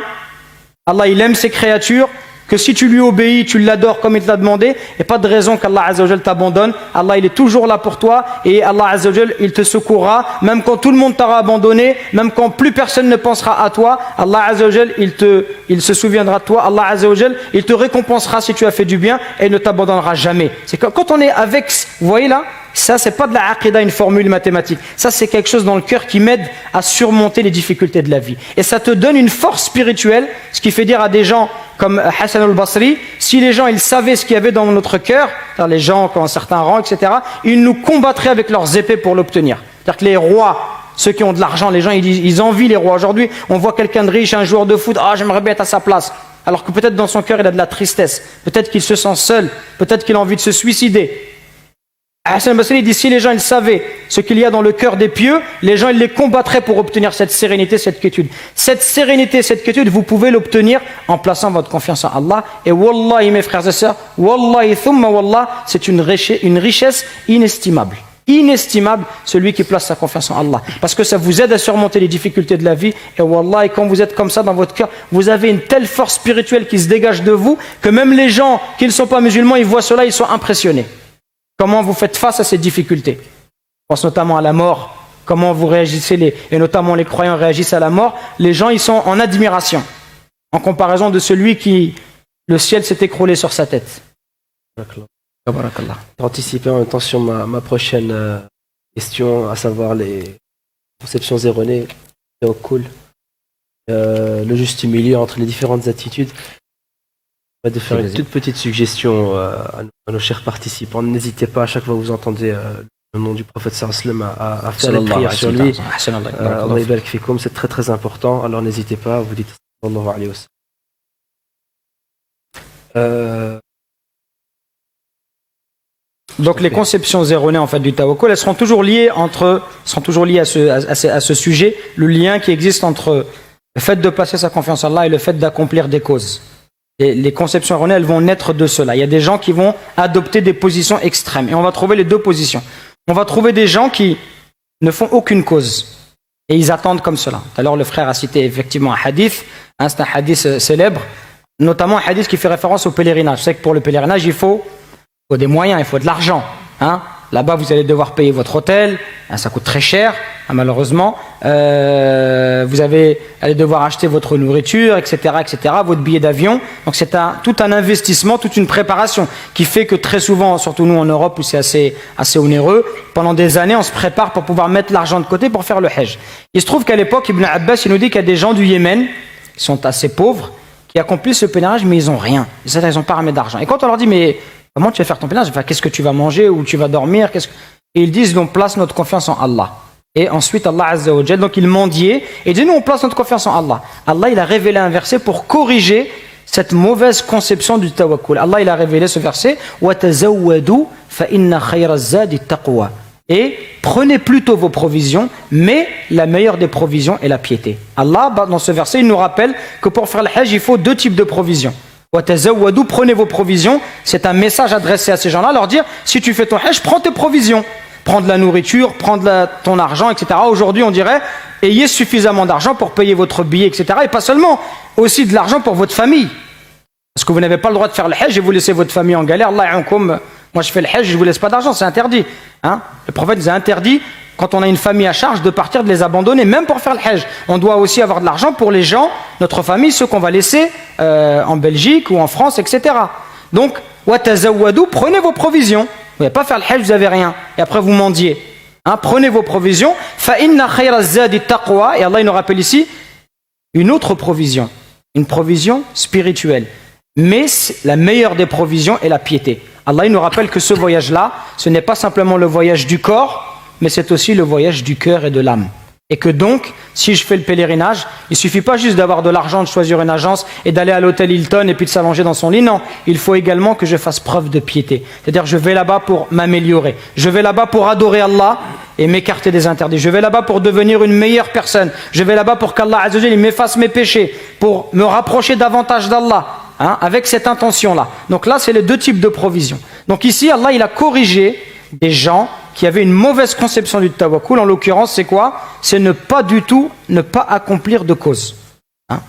Comme on a aujourd'hui, on va donner des exemples contemporains. J'ai des jeunes qui me disent je veux me marier. C'est un truc est très bien.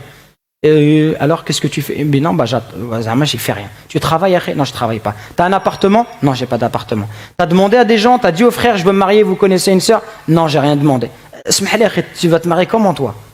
C'est-à-dire ta femme elle va venir dans un colis par la poste ou là? C'est quoi que tu attends en fait? Moi, je n'ai pas compris. Tu dis à personne. Parce que tu fais de la télépathie avec les frères après salat, t'es comme ça. Est-ce que ni tu te maries, ni tu travailles. Donc, c'est-à-dire que tu vas aller voir un père de famille et tu vas dire, monsieur, El-Hajj, ça fait 30 ans que tu es, 20 ans que tu éduques ta fille, tu as mis tout ton amour, toute ton énergie, tu as fait des sacrifices, et moi, je suis un grand galérien et je viens demander ta fille. Elle va venir avec moi, on va rien faire, on va rester voilà, on va aller au centre social, on va rien faire du tout, on n'a pas d'argent, on va rien manger. Hein, on aura une maison, il y aura des trous, la pluie va nous toucher, mais on va être bien, on va faire la prière, tout ça. Est-ce que tu penses que ça va l'intéresser? Ah, c'est un bon projet que tu me proposes, c'est intéressant. Ni tu travailles, tu n'as pas d'appartement, donc tu t'es juste posé la question où est-ce que vous allez habiter? Non? Dans un abri de bus ou je sais pas, à la gare du Midi? Hein? Tu vas utiliser les trucs pour déposer tes affaires, tu vas te doucher dans les toilettes. Il y a des gens, ils sont adjib. Tu veux te marier, il faut aucune cause. Vous pensez que quand vous... Et ça, quand on est jeune, on ne le comprend pas. Moi, aujourd'hui, j'ai une fille qui a 17 ans, par exemple. Je vois des fois, il y a des gens, ils pensent peut-être se marier, etc. Mais leur façon de procéder, ils ne se disent pas que le père de famille, ses enfants, c'est la prunelle de ses yeux. Allah, toute ton énergie, des sacrifices pour tes enfants, et tu crois que tu vas brader tes enfants. Tu crois que c'est... on vend une voiture. Tu crois que ta fille, c'est une voiture, c'est un terrain, c'est quoi? C'est ta chair, c'est ton sang, c'est la prunelle de tes yeux. Tu vas la donner à quelqu'un dont tu as une entière confiance. Tu vas pas la donner à quelqu'un qui fait rien de sa vie. Sous prétexte, il te dit mais je fais les prières à la mosquée. Mais prie toute la nuit même, je m'en fiche. C'est bien que tu pries, c'est pour toi ça. Moi je te parle de ma fille, je vais la mettre entre quelles mains? Certes on dit c'est la religion, mais la religion est-ce que c'est simplement faire ses prières et ne rien faire de sa vie? C'est ça la religion? Les sahaba ils faisaient pas du commerce. Les sahaba ils faisaient pas du commerce, ils cultivaient pas, ils n'avaient pas des champs. Ils restaient que à la mosquée? Non. Les sahaba, ils étaient avec le prophète, mais en même temps, ils travaillaient, ils avaient une activité. Certains étaient des grands commerçants, d'autres étaient plus modestes. Mais malgré tout, ils essayaient de faire quelque chose. Alors, quelqu'un qui a des difficultés passagères, mais qui est de bonne volonté, ça, on peut l'admettre.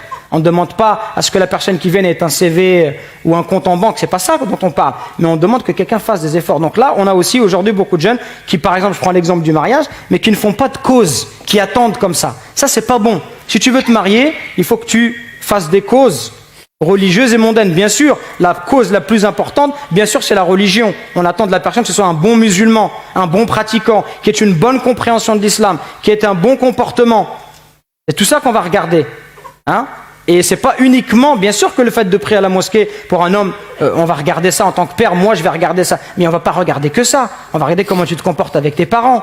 Si tu visites jamais tes parents, etc. Il y a plein de choses qui vont rentrer en considération. Mais le fait de faire des causes, c'est important. Hein, c'est important de faire des causes pour pouvoir atteindre cet objectif. Et puis ensuite, tu sais que c'est Allah qui va décider. Si tu dois te marier avec telle personne, tu te marieras quoi qu'il se passe. Si tu ne dois pas te marier, tu ne pourras rien faire contre cela. Mais cette histoire-là des pèlerins yéménites, elle nous montre que une des erreurs, c'est de ne pas faire du tout de cause. Ça, c'est la première conception erronée. Deuxième conception erronée, et c'est ce qui peut nous faire tomber vers le polythéisme, c'est, ça en l'occurrence, ne pas faire de cause. Les savants ils disent tarkul asbab qadhun fid din. Délaisser les causes, c'est une insulte à la religion, c'est une offense à la religion, parce que la religion elle nous enseigne à faire des causes. Et je peux vous donner plein d'exemples. Maryam, alayhi salam, on a parlé de Maryam tout à l'heure. Ça c'est vraiment pénible ces micros là. Je commence à me battre avec lui là. Ouais, ça va. Maryam alayhi salam, quand elle accouche, on a des sœurs parmi nous. Nous les hommes, on ne sait pas ce que c'est l'accouchement. Hein. Si vous avez une femme, vous avez assisté à l'accouchement, vous êtes rendu compte que l'accouchement c'est quelque chose. Hein, on dit, alhamdoulilah, nous les hommes, on n'accouche pas, on est content. Quand on dit, alhamdoulilah, que j'accouche pas. Et on a l'impression que c'est quelque chose, des douleurs terribles. D'ailleurs, entre parenthèses, hein, j'ai vu une expérience où des hommes, on leur mettait des décharges, hein, juste pour voir la douleur qu'elles sentaient, ils ne faisaient pas les malins. Hein. Une femme qui vient d'accoucher, cette femme-là, elle est dans quel état physique? Elle est extrêmement fatiguée, on peut tous le comprendre facilement, aisément. Qu'est-ce qu'Allah lui demande à Maryam alayhi salam?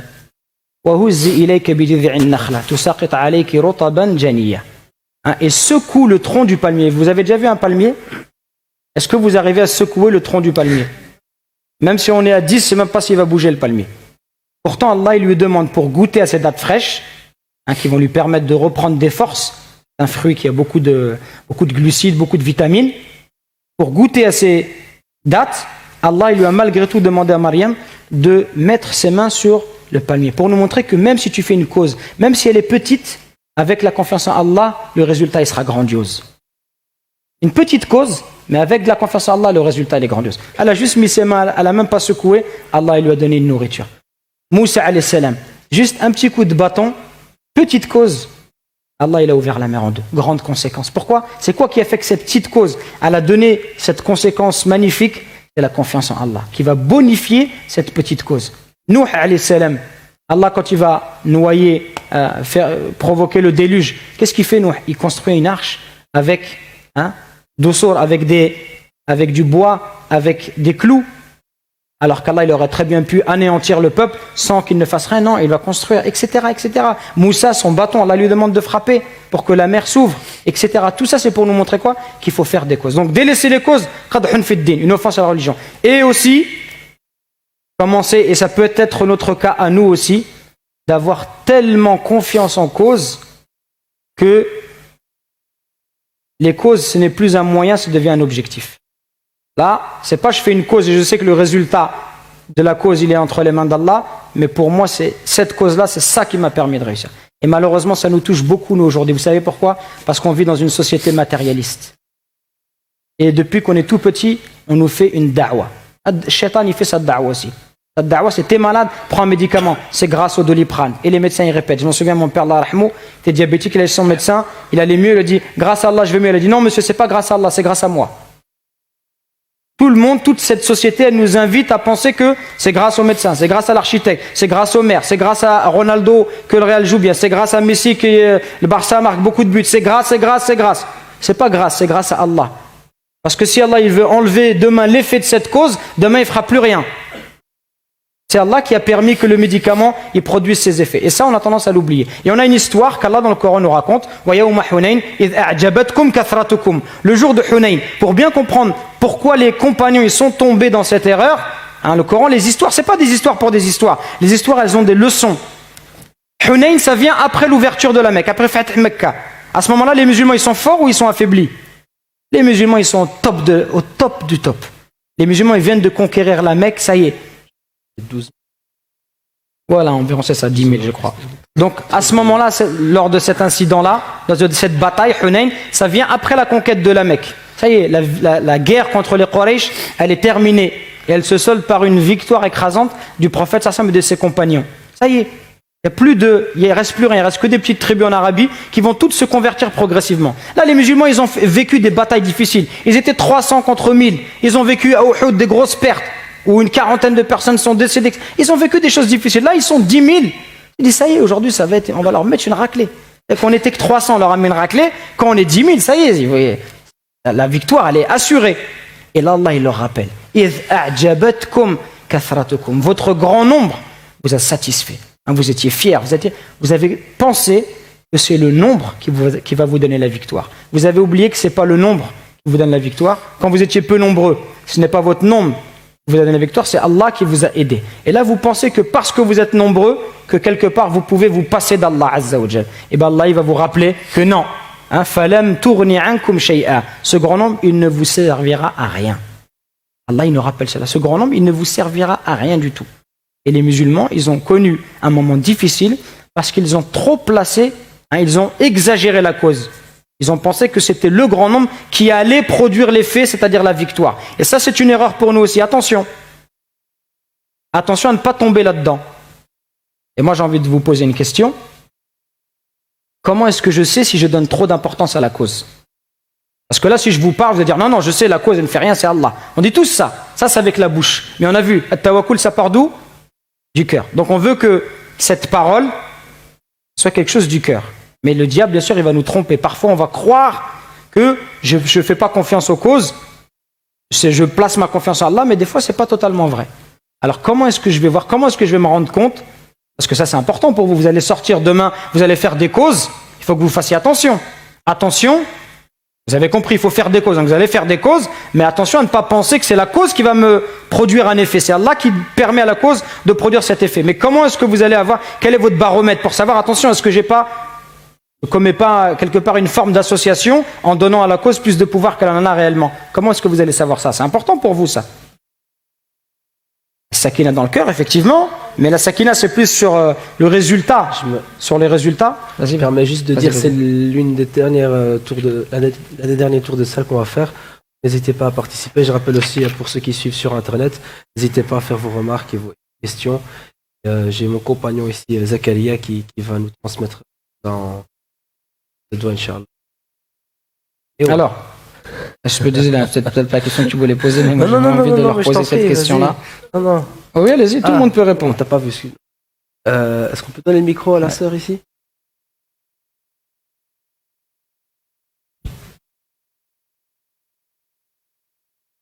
Salam alaikum. Je vais tenter de répondre en parlant donc de mon histoire personnelle. Ouais.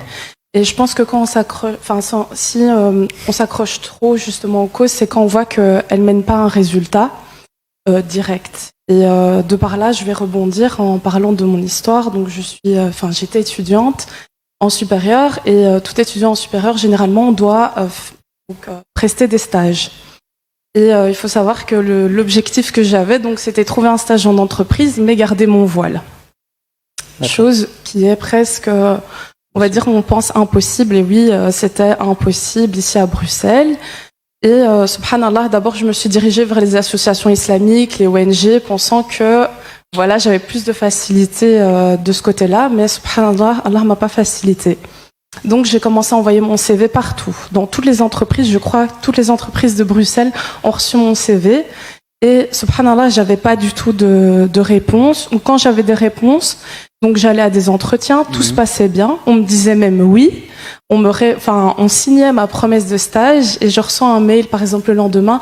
Ah, je suis vraiment désolée. En fait, je t'avais dit que tu pouvais garder ton voile, mais tu peux pas. Donc, mais t'as l'air vraiment motivée. Si tu es prête à l'enlever, il n'y a pas de souci, on te prend. Et donc, subhanallah, j'étais fichée dans ma haute école par mes professeurs.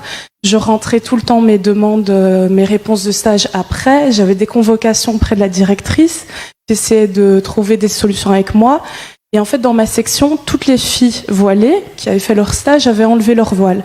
Donc ici, je juge pas les filles qui ont enlevé leur voile, mais voilà, elle me dit, mais il y a pas, enfin voilà, essaye de le raccourcir, tu veux pas l'enlever, le mettre en bandana. Je dis non, je fais aucune concession par rapport à mon voile. Et subhanallah, en fait, voilà, il faut savoir que cette épreuve, elle s'étend sur des mois et des mois. Et Allah, il répond pas directement à son serviteur. Et je sais que moi, mon tawakkul a été mis à l'épreuve. Et c'est aussi ça, j'ai goûté à la saveur du tawakkul par cette épreuve-là. Parce que oui, on l'applique tous les jours, mais je pense que on goûte à la saveur de certaines qualités que par des épreuves, comme la patience. Et donc voilà, j'ai persévéré, mais j'ai eu des hauts et des bas. Et c'est vrai, je m'accrochais. Je me dis, j'envoie mon CV, on me répond pas. Je vais à des entretiens, on me dit oui, et puis après on me dit non. Et oui, il y a un moment où Shaitan, il est derrière et dit, ben, enlève ton voile, c'est tes études, la fin justifie les moyens. Et alhamdoulilah, ben, le fait d'être bien entouré aussi, et puis après de reprendre confiance, on se dit non, je vais... Voilà. Et il y a un moment où je suis arrivée dans ma vie, où je me suis dit, mais je m'en fous, j'ai envoyé mes CV partout. Si ça passe, ça passe. Ça passe pas, ça passe pas. Et alhamdoulilah, Allah il m'a répondu. J'ai eu 3 stages dans des entreprises. J'ai rentré mes demandes en retard, mais j'ai eu les meilleurs stages en fait. Donc ceux qui étaient dans ma classe, ça s'est toujours mal passé. Moi, alhamdoulilah, ça s'est bien passé. Mes profs allaient sur mon lieu de stage, ils me voyaient avec mon voile et ils demandaient toujours à mes maîtres de stage, ça vous dérange pas le voile? Ils étaient là, non, pas du tout. Allah il m'a facilité encore plus en fait parce que quand il répond à son serviteur, il lui répond pas juste, il va pas lui donner un stage. Allah il répond, il donne encore mieux que ce qu'on espère. Et donc j'ai pu garder mon voile, je pouvais prier sur place. J'étais par exemple, des fois même tout près d'une mosquée, donc le vendredi, je pouvais même aller à Jumu'ah. Et même à la fin, mes profs venaient parce qu'ils voyaient que c'était des lieux des fois prestigieux. Par exemple, il y avait un lieu j'ai fait mon stage et il travaille avec la Commission européenne. Et mon prof vient et me dit, comment t'as trouvé ce stage-là? Comment t'as fait pour rentrer là? Et moi, j'ai été sans même, je me suis dit, c'est impossible qu'ils m'acceptent. Ils m'ont dit, c'est la première fois qu'on va prendre une fille voilée, mais on va faire l'expérience et on va voir. Et alhamdoulilah, ils étaient satisfaits. Ils m'ont dit, tu es venu, tu étais comme un cadeau du ciel. Et en fait, mon prof, à la fin, je lui ai dit, mais vous savez, c'est une question de foi, mais peut-être que vous comprendrez pas. Et voilà. Et donc, c'est aussi un rappel pour toutes les sœurs, quand vous voyez que vous avez des épreuves, enfin, surtout nous qui portons le voile, et quand on veut s'accrocher à notre religion, on se retrouve avec des épreuves et des difficultés. Perdez jamais votre confiance en Allah. Donc, faites les sebeb. Donc, je rencontrais des gens, j'ai dit, je suis à la recherche d'un stage, envoyez votre CV partout, mais sachez que quand Allah, il vous répond et qu'il vous délivre, c'est toujours, quand on s'y attend pas, et aussi, alors encore mieux que ce qu'on espère, en fait. Et c'est ça la saveur du tawakkul, à mon sens. Ouais, très belle histoire, très jolie. Barakallahu fik pour cette belle histoire. Je voudrais... on touche à la fin de cette soirée. Et je suis très content parce qu'on a au moins une personne qui suit via Internet. Ça fait vraiment plaisir. On a une question. Donc ça fait plaisir. Franchement. Donc c'est la sœur El Karam. Et ça rejoint directement la dernière question, le dernier sujet de la soirée. Salam alaikum. Je suis la conférence via streaming. Je vous avais dit. Et la grande question qui me traverse l'esprit en écoutant la conférence est comment avoir cette confiance. Si on est faible, comment faire partie des personnes qui ont une confiance totale en Allah, sans éprouver de l'inquiétude face à un besoin, une épreuve. Comment acquérir cette confiance qui est une adoration du cœur? Et parfois, on a du mal à gérer les sentiments du cœur. La raison aimerait, mais le cœur ne suit pas. Donc, moi, j'en viens directement à ma première question. Quels sont les effets du tawakkul sur le croyant ou la croyante? Et comme le dit la sœur, quelles sont les pistes qui permettent de renforcer la confiance en Allah? Donc, il y a 2 questions. Quels sont les effets et les bienfaits du tawakkul? Et quels sont les moyens, parce que c'est ce qui nous intéresse aussi, comment en sortant de là, on va réussir à développer davantage ce tawakkul. Ouais, et si en répondant à cette question, tu pourrais directement s'adresser à la sœur El-Karam, comme ça elle sait qu'on l'a... Comment ça m'adresser? Regarder la caméra, c'est ça. D'accord. Et moi j'ai 37 ans. Quand j'étais au lycée, il n'y avait pas encore Internet, donc on est des vieux. Hein. Ok, d'accord. Donc je regarde la caméra là-bas. Alors, les bienfaits du tawakkul. Il y a plusieurs bienfaits. Un des grands bienfaits, c'est que vous allez cultiver, développer ce sentiment qu'Allah, il vous suffit. Hein? Quand on dit d'ailleurs cette invocation que j'ai entendue plusieurs fois, on aurait pu en parler aussi. Vous savez, tawakkul, franchement, on aurait pu 1h30 pour tawakkul, c'est pas assez. On aurait pu faire 2 jours, 3 jours. Donc on pourrait parler énormément. L'invocation, c'est Hasbunallah wa ni'mal wakil. L'invocation qu'Ibrahim a prononcée lorsqu'il a été jeté dans le feu. L'invocation que le prophète et les sahaba ont dit lorsqu'on leur a dit une grande armée se regroupe contre vous, Hasbunallah wa ni'mal wakil. Allah, il nous suffit. Ça, c'est le premier grand bienfait. C'est que vous allez, dans votre cœur, vivre avec ce sentiment-là. Qu'Allah, il vous suffit. Comme la sœur. La sœur, elle a été face à cette épreuve-là. Elle avait l'impression que tout le monde était contre elle. L'école qui estime qu'elle exagère.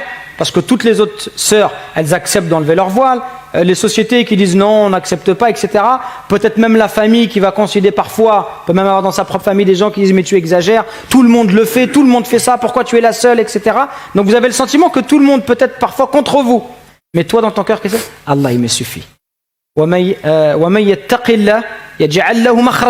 Celui qui craint Allah, Allah il lui donnera une issue favorable. Il lui donnera donc sa subsistance d'où il ne s'y attend pas. Comme elle a dit souvent, ça vient d'une manière qui nous est insoupçonnée.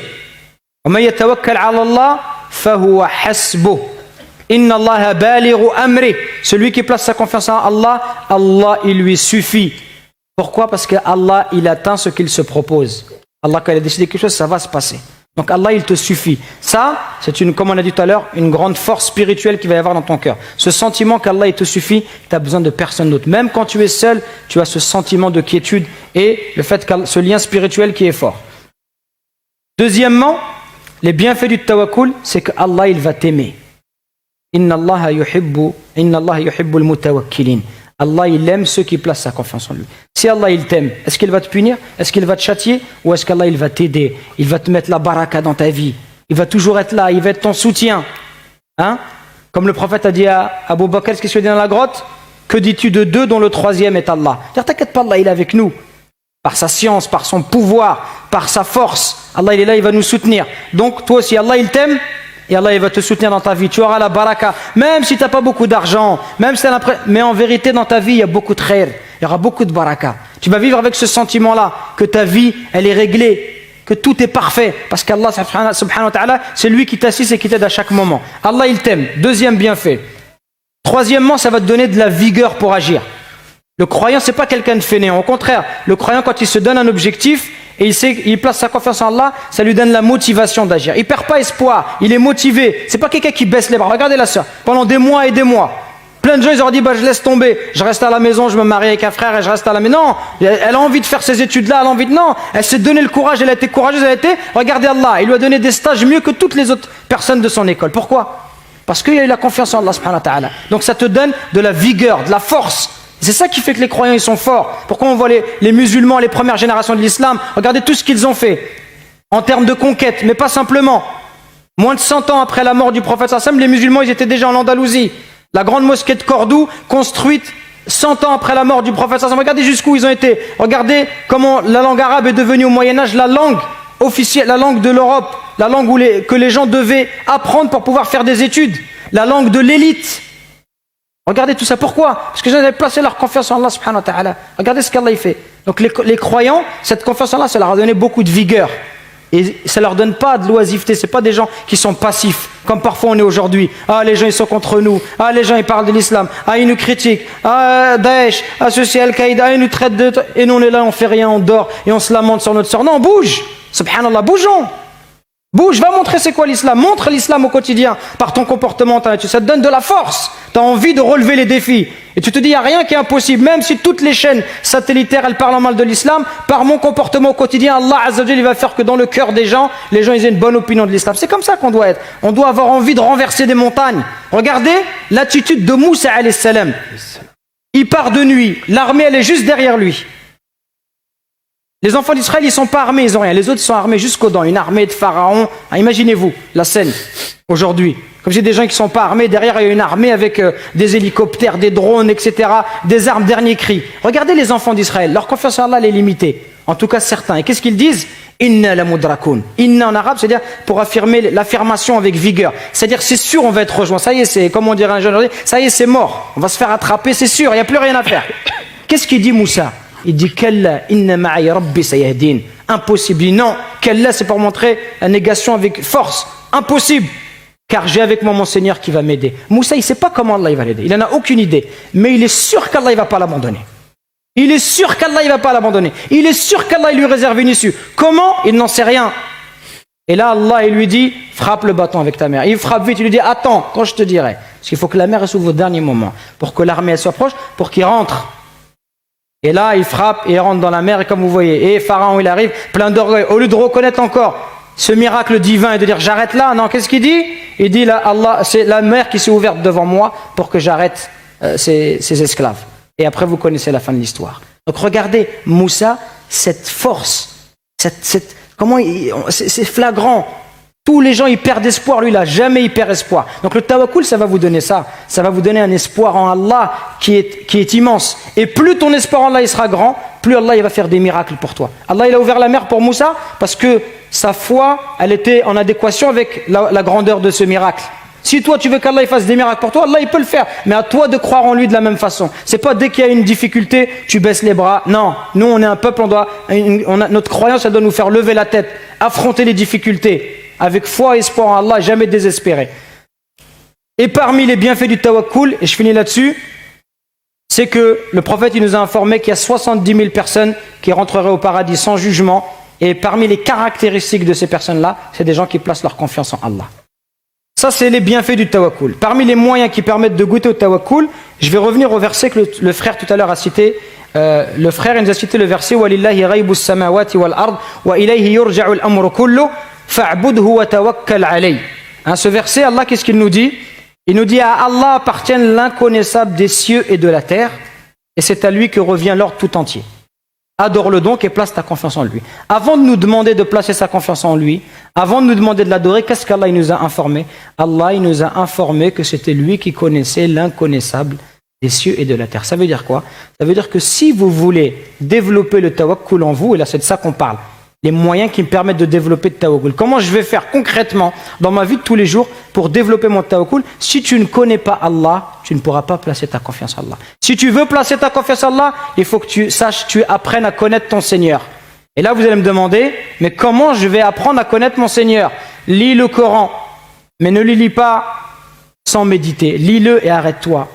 Allah il raconte des histoires. Regarde comment Allah il a secouru les prophètes. Regarde comment Allah, il a toujours aidé le prophète sallam jusqu'à la dernier instant, malgré toutes les difficultés qu'il a connues. Et Dieu sait que le prophète sallam, il a connu beaucoup de difficultés, mais malgré tout, regarde à la fin comment l'islam, comment le nom du prophète est exalté dans le monde entier. Aujourd'hui, il n'y a pas un pays sur terre sans qu'il y ait un muezzin qui dit Ashhadu an la ilaha illallah, ashhadu anna Muhammad rasulullah. Il n'y a pas un musulman aujourd'hui dans notre prière sans que l'on prononce le nom du prophète sallallahu alayhi wa sallam. Et tous les jours, nous envoyons des dizaines et des dizaines de salutations sur le prophète sallallahu alayhi wa sallam. Alors que les gens à son époque, qu'est-ce qu'ils disaient? Il n'a pas d'enfant masculin, donc plus personne ne va. Il n'aura pas de postérité, personne ne va parler de lui. Regardez, ils ont dit ça, c'était le contraire. Il n'y a pas un pays sur terre où il n'y a pas des millions et des dizaines de milliers de personnes qui mentionnent le nom du prophète et qui prient sur lui. Et le nom le plus souvent donné aux enfants dans les maternités, dans le 93 en France ou à Paris, c'est le nom de Mohammed. Donc regardez comment les gens à son époque, ils voulaient le faire disparaître. Ici aussi, à Londres aussi, il y a la Zid, San Francisco, Los Angeles, Zid. Hein? Dans le monde entier. Ah voilà, le frère nous dit que c'est le nom le plus répandu du monde. Je ne sais rien, mais on fait confiance au frère, machallah. Donc regardez comment, d'un côté les gens, ils se sont dit, les Quraysh, cet homme-là, on va le tuer, plus personne ne parlera de lui. Et regardez Allah, comment il a transformé cette ruse, qui est une ruse minable, comment Allah, il les a retournés contre eux. Aujourd'hui, tout le monde parle du prophète Mohammed sallallahu alayhi wa sallam. Et énormément de gens le suivent dans leur vie de tous les jours. Combien parmi nous mangent comme lui, dorment comme lui, etc., etc. et cherchent dans leur vie de tous les jours à adopter son comportement. Donc ça, pourquoi? Je ne sais même plus pourquoi je disais ça, moi je me suis embrouillé la tête. Ça m'arrive tout le temps, ça, je perds le fil. Désolé, j'arrête pas de t'embêter depuis tout à l'heure. Non. Donc, si vous apprenez à connaître Allah subhanahu wa ta'ala, vous allez développer cette confiance en lui. Et pour apprendre à le connaître, lisez le Coran. Il n'y a pas meilleure lecture que le Coran, mais encore faut-il le lire d'une lecture méditative, de quelqu'un qui médite, qui cherche à comprendre. Ne vous contentez pas de lire comme ça sans rien comprendre. Vous ne comprenez pas l'arabe, lisez aussi en français. Parce qu'il faut comprendre. Bien sûr, en arabe, vous avez la récompense de la lecture du Coran. En français, ce n'est pas la lecture du Coran, c'est la lecture d'une traduction des hommes. Mais lisez-le en français avec la niya de comprendre le sens des versets. C'est ça qui est important. Aujourd'hui, on a besoin, mes frères et sœurs, on a besoin de sens, de donner un sens à ce que l'on fait, de donner du sens à ce que nous faisons. Du sens à cette lecture coranique pour comprendre, connaître Allah Azza wa Jal. Deuxième chose, toujours, quelle que soit l'épreuve qui vous arrive, toujours avoir une bonne opinion d'Allah. Je suis conforme à l'opinion que mon serviteur se fait de moi. Ça c'est un hadith Qudusi, un hadith où Allah il parle, il dit je suis conforme à l'opinion que mon serviteur se fait de moi. Si toi tu as une opinion comme celle de Moussa sur Allah, Allah il fera ce qu'il a fait pour Moussa alayhi salam. Si toi, tu as une opinion sur Allah qui est mauvaise, l'opinion du commerçant, quand Allah il me donne, je l'aime bien, je suis à la mosquée, je suis bien. Quand j'ai des galères, ouais, laisse tomber, je vais à la mosquée, j'ai que des galères. Hein? Ça, c'est pas bon. Tu dois pas être comme ça. Tout le temps, tu dois avoir une bonne opinion. Même quand vous avez des malheurs et des difficultés, dites-vous, Allah il me fait connaître cette épreuve, c'est pour mon bien. Comme la sœur, regardez ce qu'elle a dit. Elle est sortie de cette épreuve-là, elle a dit, pour goûter à tawakkul, j'ai eu besoin de passer par cette étape-là. Parce qu'aujourd'hui, le tawakkul, il a plus de saveur. Pourquoi il a de la saveur? Parce que je suis passé par des épreuves difficiles. Si tu passes pas par les difficultés, tu vas pas goûter. Dans la vie, tu as besoin de passer par là. Est-ce qu'on peut être architecte ou un grand médecin sans, pendant des années, bûcher le soir, travailler pendant 10 ans, 15 ans? C'est possible. Je viens, je lis un petit livre, comment on devient médecin en 50 leçons, et puis un mois, je me présente, je fais des opérations à l'hôpital. C'est possible? C'est pas possible. Chaque chose que tu fais dans la vie, tu dois faire des efforts. C'est exactement la même chose. Pour goûter, il faut faire des efforts et il faut donc avoir une bonne opinion d'Allah. Également, œuvrez, agissez. Ne soyez pas fainéants. Faites des actions bénéfiques, en vous rappelant à chaque fois que l'effet de cette action, il est entre les mains d'Allah Azza wa Jal. Enracinez le tawhid dans votre cœur, ça aussi c'est un moyen. Comment? Je vous donne un exemple. Vous avez des enfants, beaucoup parmi vous sont mariés, beaucoup sont pères ou mères de famille. Vous avez des enfants, enseignez-leur le tawhid, mais de manière pratique encore une fois. On n'est pas dans un enseignement académique, en leur disant simplement répète des phrases comme des formules mathématiques. Et puis quand je suis face à une épreuve, il n'y a plus rien. C'est pas ça le tawhid. Tawhid, on vit avec. Un exemple concret, votre enfant est malade. Vous allez lui expliquer quand vous lui donnez ce médicament, Allah nous a demandé de nous soigner, mais n'oublie pas, c'est pas le médicament qui soigne, c'est Allah qui soigne. Et quand tu iras mieux, remercie Allah, va donner 5 € en aumône à un pauvre, etc. Ça, c'est un moyen de leur enseigner le tawhid. Ne leur dites pas tout de suite, prends de l'ipran, hadak zouin. Hein? Et après l'enfant il prend, et quand il sera malade, la première chose, le premier réflexe qu'on lui enseigne, c'est quoi? C'est de se tourner vers le médicament. La première chose qu'on devrait dire à nos enfants, quand tu es malade, qu'est-ce que tu dois faire? Est-ce que tu as demandé à Allah de te guérir? C'est la première chose que tu dois faire. Est-ce que tu as fait les invocations du prophète sallallahu alayhi wa sallam? Est-ce que tu as mis ta main là où tu as mal et dit bismillah, bismillah, bismillah, a'udhu billahi wa qudratihi min sharri ma ajidu wa uhadhiru? Est-ce que tu as fait cette invocation? Non. Tu as pris un médicament avant de faire ça? Non, laisse tomber le médicament, va d'abord demander à Allah.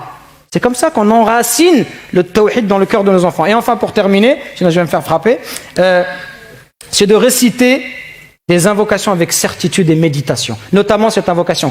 Hasbunallah wa ni'mal wakil.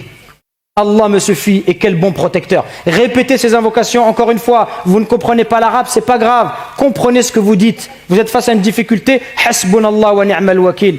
Allah me suffit, quel bon garant, quel bon protecteur.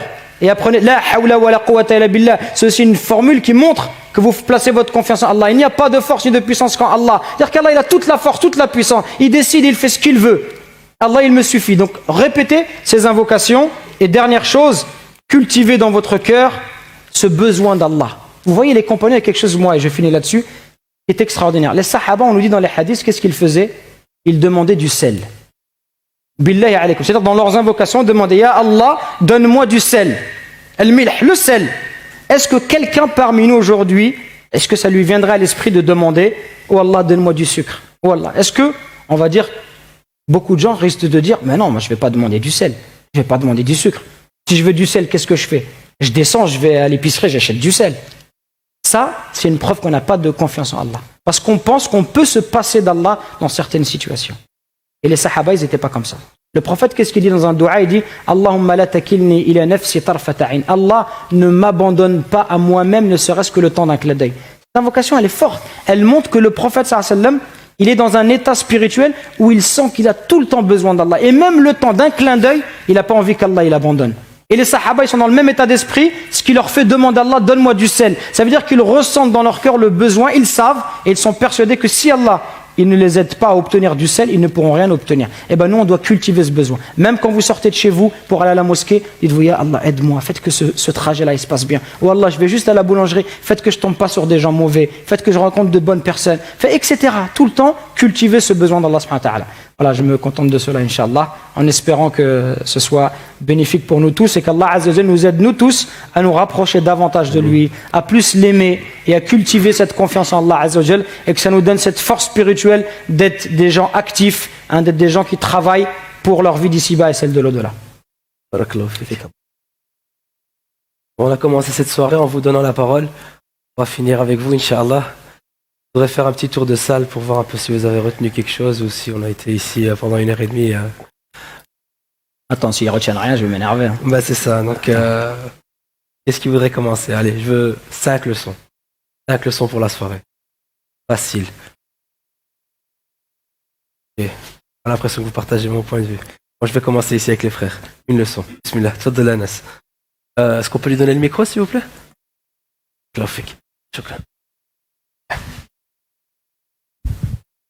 Le fait que le tawakkul ne se limite pas finalement à cette à ce fait de placer la confiance en Allah en se disant c'est tout, comme c'est lui le créateur des cieux et de la terre, celui qui est capable de toutes choses, il pourra satisfaire mes envies, mes besoins. Il faut quand même essayer de faire le nécessaire, ou en tout cas ce qui est à notre portée. Voilà. Donc mettre les moyens en œuvre pour atteindre.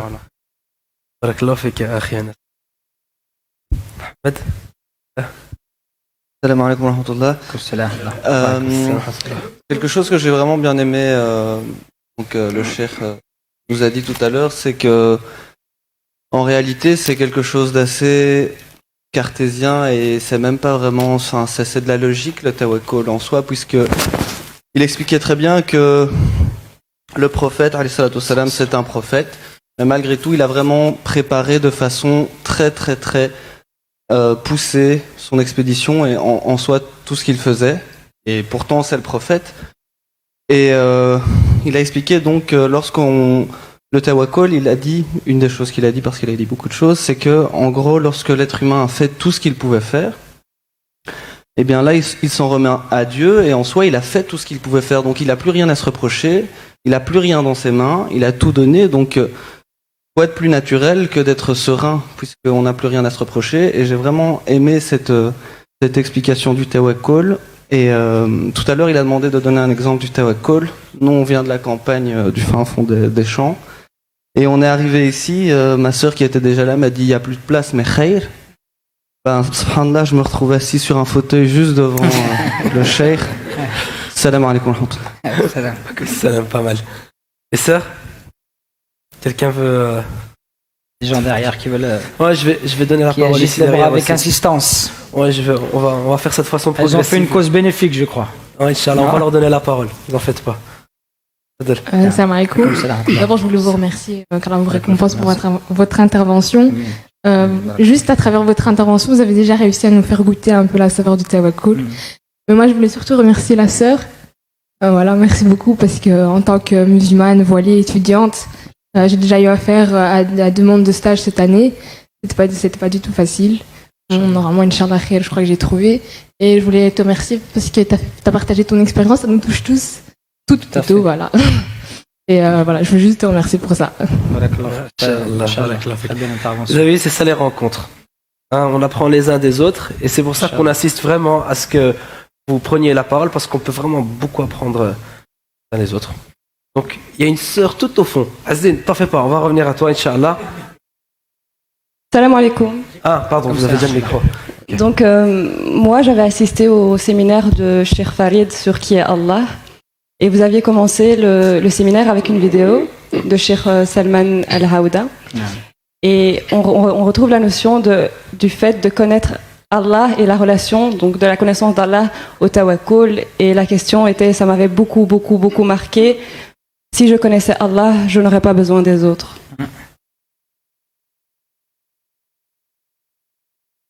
Allah. Quelqu'un? Au fond? On a combien là?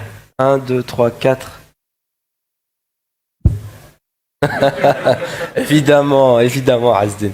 T'en fais pas, on t'a pas oublié. Allez, dites toutes ces leçons et j'en ai que 4 là. Ah. Là, s'il te plaît. Peut-être en conclusion aussi, c'est que Allah n'abandonne jamais son serviteur.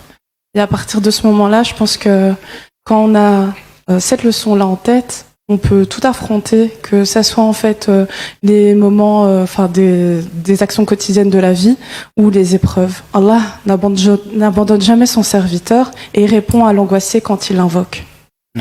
pense que voilà, faut jamais oublier C'est ce qu'on a dit tout à l'heure, toujours avoir une bonne opinion d'Allah. Si vous pensez qu'Allah, il abandonne jamais son serviteur, donc Allah ne vous abandonnera pas. Celui qui n'a pas cette certitude-là, ou qui le dit avec sa bouche, mais dans son cœur, c'est pas suffisamment enraciné, donc Allah, il peut l'abandonner. Mais c'est pas Allah qui l'a abandonné, finalement, c'est lui-même qui a causé sa propre perte en n'ayant pas l'opinion correcte qu'il aurait dû avoir vis-à-vis de son Seigneur. On va finir avec Azdin, Inch'Allah. Allez. Ok, d'accord. Ben, on va te donner la parole et puis on va finir avec Azdin. Ça va? Comme ça, tout le monde est content. Toi, si tu veux prendre la parole, on va te donner la parole, Inch'Allah. Pas de souci. En fait, voilà, je voudrais intervenir, on va dire une dernière fois, sur en fait le thème qu'il a mis, on va dire, la dernière chose dont il a parlé, qui est de connaître notre Seigneur. Et moi, plus particulièrement, là où j'ai le plus appris à le connaître, c'est à travers ses noms et ses attributs. Parce que quand on regarde ces noms et ces attributs, déjà quand on les lit en diagonale, sans même y prêter, on va dire, entre guillemets, une attention particulière, en fait, on se rend compte que c'est très fort et c'est très puissant. Et moi, il y a une phrase, en tout cas, une petite formule qui est de Tariq Ramadan qui me frappe très fort, c'est la paix du cœur et la voie du bonheur. Et donc, en fait, quand on se plonge dans la science et qu'on avance, en fait, on vit à travers cette science et on essaie de la pratiquer à la lumière du jour. Et en fait, quand on se rend compte que quand Allah aime un serviteur, il l'instruit. Il l'instruit dans le juste milieu. Ni, on va dire, dans l'extrême des choses, ni dans la façon laxiste. Et moi, je trouve que c'est, on va dire, il est là, le tawakkul, en fait, c'est que, et place leur confiance, et place la confiance ceux qui veulent réussir, en tout cas. En tout cas, on va dire, il y a un verset dans le Coran qui est mis comme ça. Donc, Allah wa alam. On va donner la parole encore une fois à notre petite sœur. Tu t'appelles comment? Safia. S'il te plaît, Safia. Qu'est-ce qui m'a beaucoup plu, c'est que tout le monde peut avoir le tawakkul dans son cœur, petit ou grand, et qu'on ne doit pas faire tout notre possible, il suffit juste de croire en Allah. Inch'Allah. Inch'Allah. Je sais pas si on a donné la parole à Azin, t'as vu là? Non, vas-y, tfaddal, je t'en prie. Prends la parole, Inch'Allah, et on va passer à la conclusion. Ben, c'est un peu comme elle a dit aussi, je pensais aussi que le tawakkul vient vraiment du cœur. Je pense qu'on a cette notion une notion erronée, on a trop théorique, en fait, on théorise trop les choses et on oublie que la confiance doit d'abord partir du cœur dans tous les actes qu'on fait, et donc revenir vers le cœur et à ce moment-là avoir confiance en Dieu. Barakallahu fik. Et c'est sur cette belle parole qu'on va mettre, Inch'Allah, terme à cette magnifique soirée. J'espère que ça vous a plu. Je suppose que le nombre de participants, on va dire, va témoigner de l'intérêt pour le sujet. Et on espère que ça vous a vraiment plu. Je voudrais juste finir avec quelques petites communications pour commencer le prochain séminaire. Il aura lieu, Inch'Allah, au mois de février. Le 27 et 28 février, plus exactement. Le thème, ça sera la Sira, le commencement. On va parler de la période mécoise de la vie du prophète sallallahu alayhi wa sallam. Sallu ala rasulillah. Et ça sera avec le frère Shakil Siddiq. Alors, un petit mot d'avertissement. C'est à chaque fois le même coup. Les places sont limitées. C'est-à-dire que quand on arrive à... C'est combien, Mohamed? 56, 58 places? 54, hein, d'ailleurs. Je suis encore très optimiste. Il n'y a plus de place, c'est fini. Alors prenez vos dispositions, comme on l'a dit ce soir. Placez votre confiance en Allah Azza wa Jal. Et quand vous rentrez ce soir, vous cliquez directement sur le site du Jardin des Jeunes, vous réservez votre petite place, et là, vous êtes tranquille, Inch'Allah. Donc, c'est vraiment... Les séminaires essentiels, c'est vraiment quelque chose de très spécial. Pour ceux qui ont participé, ils savent de quoi je parle. On a vraiment le sentiment de passer un week-end en famille. Des gens peut-être qu'on ne connaissait pas au début du week-end, et au final, il y a des gens qui partent en larmes. On dirait qu'ils ont passé des mois ensemble à l'Umrah. Vous savez un peu comment c'est émotionnel, ce genre de voyage.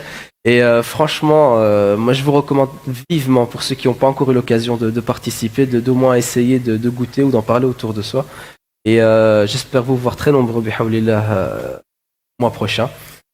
Je voudrais aussi vous inviter à visiter la nouvelle chaîne YouTube, la chaîne YouTube 2.0 du Jardin des Jeunes. C'est en fait l'ancienne chaîne qu'on essaie un peu de remettre à neuf parce que bon, elle n'est pas très à jour.